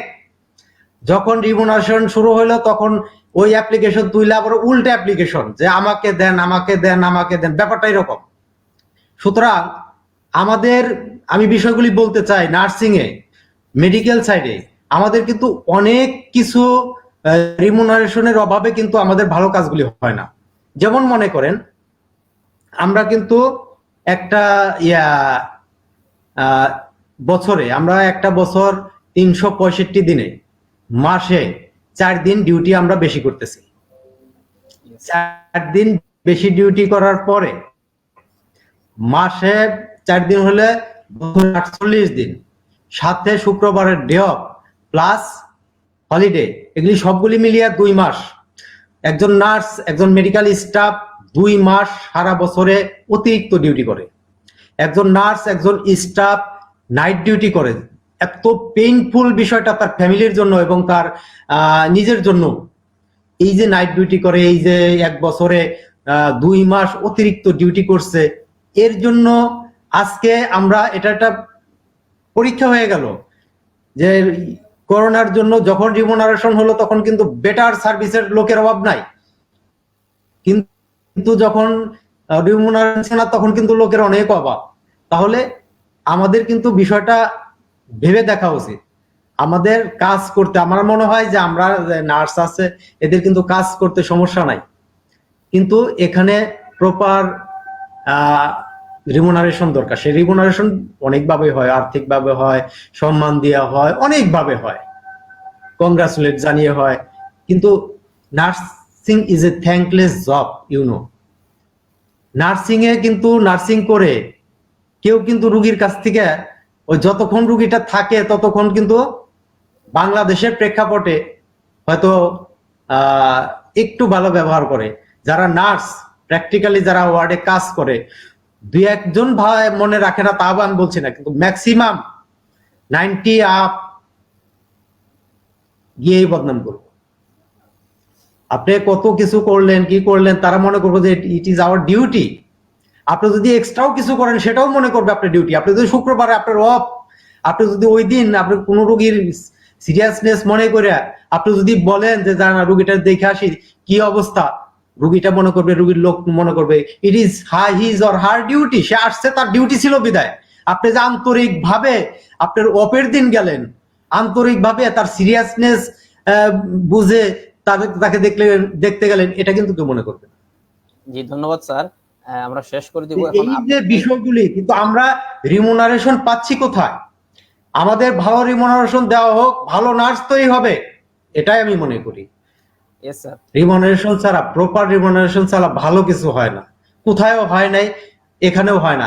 এখানে কেউ মাদার তেরেসা হইতে আসে নাই, যদি তাই আসতো তাহলে কি বেতন টেতন নিত না আর কি, বুঝতে পারছেন? সুতরাং নার্সিং এই জবটা করতে আসছে, তার একটা সহজে চাকরি পাবে বিদায় বেতনটা পাবে ঠিক মতো, অনেক চাকরির সাথে একটু বেশি বেতন, একটু বেশি গ্রেডটা ভালো, সেই হিসাবে আসছে। কিন্তু নার্সিংটা সমাজের ভিতরে আজও কিন্তু আমরা এস্টাবলিশ করতে পারিনি একটা সম্মানজনক পেশা হিসাবে। এটা আমাদের অনেক ব্যর্থতা। আমরা এই ব্যর্থতাকে যত তাড়াতাড়ি আমাদের ভালো ব্যবহার দেয়, এখানে কিন্তু একটা গ্যাপ আছে। আমি যেটা বলতে চাইছি, আমার নেটের প্রবলেমের জন্য বলতে পারি না, এখানে একটা গ্যাপ আছে। আর আমার আভা ম্যামের একটা কথার আমি জবাব দিচ্ছি, সেটা হলো যে কেন ইনস্টিটিউট কলেজের সাথে হসপিটালের স্টাফদের দূরত্বটা কোথায়? এখানে কিন্তু আমরা 2 জায়গায় 2 কেন্দ্রের মানুষ হয়ে বসবাস করতেছি। আমাদের নিজেদের মধ্যে বোঝাপড়া কেন আমরা কলেজ কর্তৃপক্ষ, ইনস্টিটিউট কর্তৃপক্ষ আমাদের চা খাওয়ার দাওয়াত দিতে পারে, আমি দাওয়াত দিতে পারি, আসতে পারেন। এই যে বিষয়টা আমরা যার যার চেয়ারে মনে করি আমার রুমটা অনেক বড়, আমি অনেক বড় সেটিং এ ডিউটি করি, উনি ছোট্টটা রুমে বসে থাকেন, ওনার সাথে আমি অনেক বড়। আসলে আমরা আমাদের নিজেদের অরিজিনটাকে ভুলে যাই। এই যে ভুলে যাওয়া, আমাদের আন্তরিকতাটাকে আমরা যদি আমরা ডেভেলপ করতে পারি তাহলে কিন্তু আমাদের এই মনের যে দূরত্বটা কমে আসবে, দূরত্বটা কমে আসবে। আরেকটা জিনিস, আমরা যারা কলেজ সেটিং, আমি 2 জায়গায় কাজ করছি, কলেজে ইনস্টিটিউটে যারা টিচার একই লোক, আমরা স্যার শুনতে খুব পছন্দ করি, কিন্তু আমরা কিন্তু আমাদের স্টুডেন্টদের বলে দেই না যখন তারা হাসপাতাল সেটিং এ চলে যায় যে ওখানে যারা আছে তারাও কিন্তু তোমাদের শিক্ষক, তাদেরকে তুমি কি বলে সম্বোধন করবে। এই যে আমাদের শিক্ষার ইনস্টিটিউটে খালি কোনো থিওরি শেখানো একমাত্র কাজ না, বিহেভিয়ার শেখানোটাও কিন্তু অত্যন্ত জরুরি। এটাও আমরা যদি মনে রাখি, পরস্পরের প্রতি আমাদের সম্মান বোধের যে অভাবটা, সেই অভাবটা আমরা যত তাড়াতাড়ি কাটিয়ে উঠতে পারবো, আমিও আশা করি যে আমরা তত তাড়াতাড়ি এই গ্যাপটা নিরসন করতে পারবো। ধন্যবাদ স্যার আপনার সুন্দর আলোচনার জন্য। আমরা এখন চলে যাব, আজকে আমাদের আর হাতে সময় নেই। তারপর আমরা শেষ করার আগে আমাদের বাকি সম্মানিত স্পিকারদের কাছ থেকে অল্প একটু কথা শুনে শেষ করে দিব আমরা। জি নাদিমা ম্যাডাম, আপনি আজকে এই অনুষ্ঠানের মাধ্যমে আমাদের যারা ফলোয়ার স্টুডেন্ট রয়েছেন তাদের উদ্দেশ্যে, কারণ এখন বর্তমানে কোভিডের কারণে স্কুল কলেজ, মানে আমাদের স্কুল কলেজ একই সাথে আমাদের নার্সিং ইনস্টিটিউট বা নার্সিং কলেজগুলো বন্ধ রয়েছে, তাদের উদ্দেশ্যে যদি আপনি স্টুডেন্টদের উদ্দেশ্যে যদি কিছু বলতে চান 1 মিনিটে বলবেন প্লিজ। ধন্যবাদ মনির। কারণ আমি স্টুডেন্টদের উদ্দেশ্যে একটা কথাই বলবো, স্টুডেন্টরা এখন যে পরিস্থিতিতে আছে, মেন্টাল একটা প্রেশার, তারপরে এই যে অনলাইনে যে ক্লাস, সেটা আরেকটা মানে প্রেশার। সেক্ষেত্রে তাদের একটা অ্যান্ড্রয়েড মোবাইল দরকার, অনেকের সেটা নাই। তারপরে তাদের এমবি দরকার, ওয়াইফাই কানেকশন দরকার। অনেক ফ্যামিলি আছে তাদের সেটাও দিতে অনেক সময় ব্যর্থ হয়, কারণ আমরা ক্লাস নিতে গিয়ে আমরা যেটা শুনি আর কি। এবং স্টুডেন্টরা আক্ষেপ করে যে কখন আমরা নার্সিং কলেজে বা ইনস্টিটিউটে আসবো, আমাদের আর ভালো লাগতেছে না। সেই ক্ষেত্রে আমি এবং আমার সাথে যারা সহপাঠী, যারা টিচাররা সবাই আছে, স্টুডেন্টদেরকে এই মুহূর্তে মেন্টাল সাপোর্ট দেওয়া উচিত এবং তাদেরকে কোনো চাপ, কোনো প্রেশার প্রয়োগ না করে তাদেরকে, যেমন একটা কথা আছে যে হেসে গেলে শিক্ষা দেওয়া, হ্যাঁ আমরা এরকম ভাবেই যদি আমরা টিচিংটা দিই।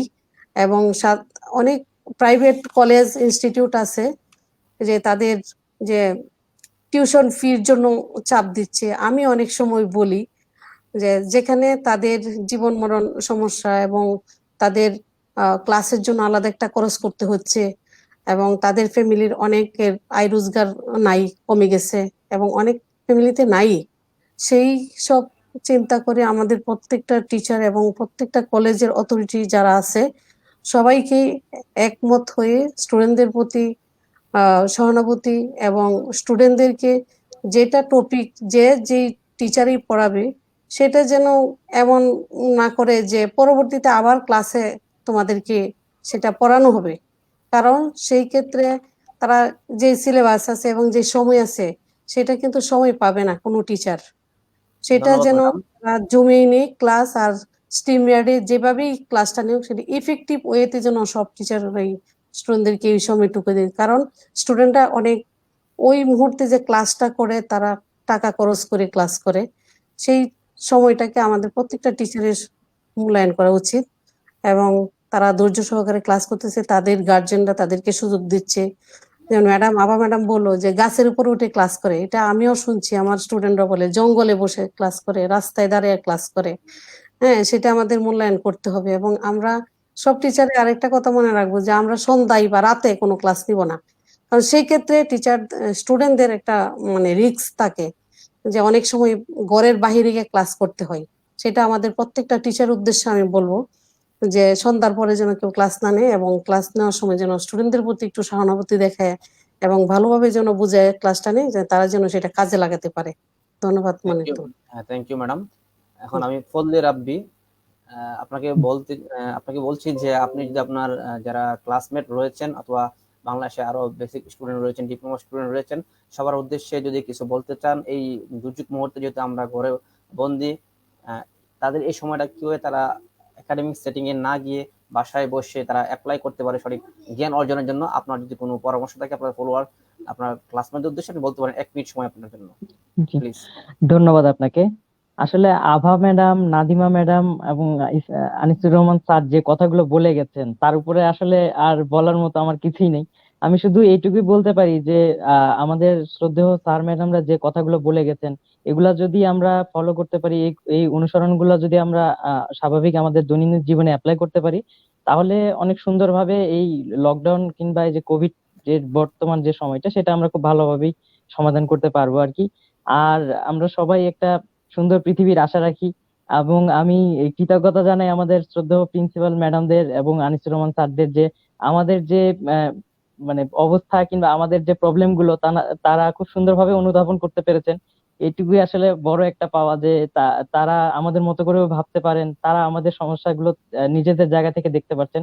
শুধু এইটুকুই প্রত্যাশা করব যে এই প্রবলেম গুলো যেগুলো আপনারা আমাদের মতো করে দেখছেন, সেগুলো যদি আপনারা আমাদের হয়েই একটু সমস্যা সমাধানের জন্য একটু এক ধাপ এগিয়ে যান, তাহলে তাহলে হয়তোবা আমরা অনেক বেশি উপকার বা সফলতা পেতে ধন্যবাদ পারি। মনির রাব্বি।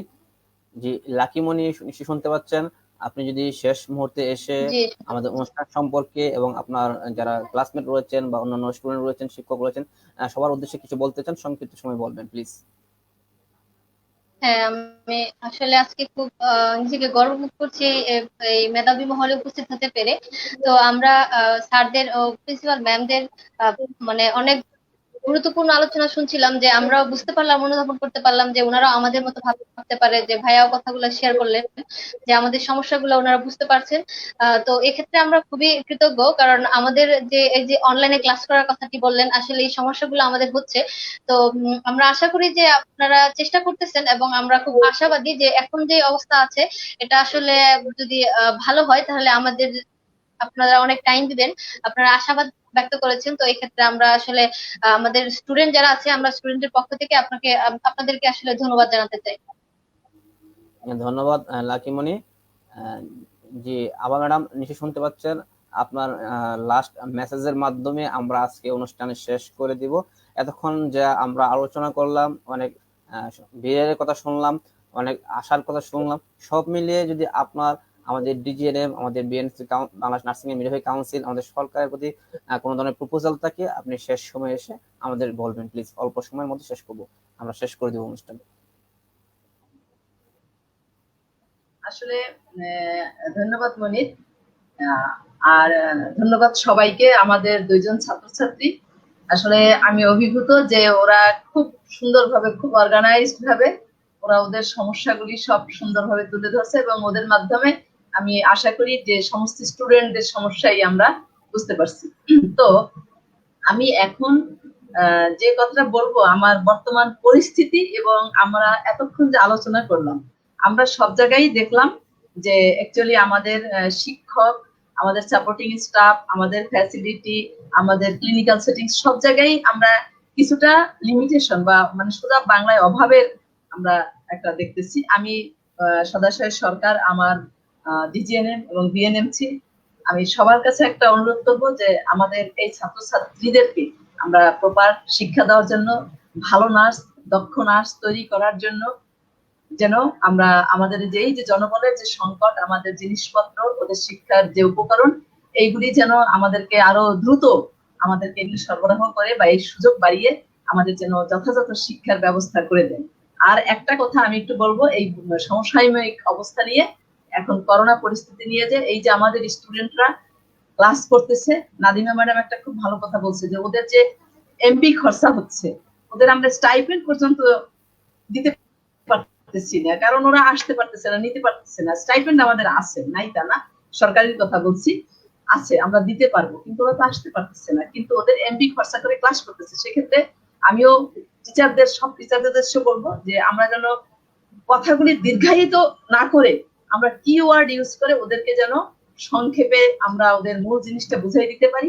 আর সরকারের কাছে আমার একটা বিনীত অনুরোধ থাকবে, আমাদের এই ছাত্রছাত্রীদের এখন যে তারা উৎসাহী হয়ে আমাদের সাথে অনলাইন ক্লাস করতেছে, ওদের যেন এই অনলাইনের জন্য, ওদের যে এমবির জন্য যে খরচা হচ্ছে, সরকার যদি ওদেরকে এই এমবির খরচটা অনলাইন ফ্রি করে দেয়, মানে তাদেরকে অ্যাক্সেসটা ফ্রি করে দেয়, অথবা ওদেরকে এই অনুদান হিসেবে আনুতোষিক যেটা যেভাবে বলা হয়, আমার ছাত্রছাত্রীদেরকে যদি এভাবে সহায়তা করেন, তাহলে ওরা উপকৃত হবে। Thank you madam. হ্যাঁ, সবাইকে অনেক ধন্যবাদ। থ্যাংক ইউ সবাইকে, আজকে যারা আমাদের সঙ্গে লাইভে যুক্ত হয়েছেন, এবং আমার থ্যাংক ইউ নার্স টিমের প্রত্যেক সদস্যকে যারা আজকে প্রোগ্রাম আয়োজনে সার্বিক সহযোগিতা করেছে, সবাইকে ধন্যবাদ। দর্শকদের ধন্যবাদ আমাদের সঙ্গে যুক্ত হওয়ার জন্য, ধৈর্য সহকারে দেখার জন্য। আমাদের স্পিকার যারা আমাদের সঙ্গে যুক্ত হয়েছেন প্রত্যেকে ধন্যবাদ, এবং সে সঙ্গে দর্শকদেরকে আগামী পর্ব আমাদের সঙ্গে দেখার জন্য আমন্ত্রণ জানিয়ে আজকের পর্ব এখানে শেষ করব। দর্শক সবাই সামাজিক দূরত্ব মেনে চলবেন, স্বাস্থ্যবিধি মেনে চলবেন, ঘরের বাইরে গেলে মাস্ক ব্যবহার করবেন, সবাই সুস্থ থাকবেন সেই আশাবাদ ব্যক্ত করে আজকের মতো লাইভ প্রোগ্রাম এখানে শেষ করছি। আল্লাহ হাফেজ, আসসালামু আলাইকুম।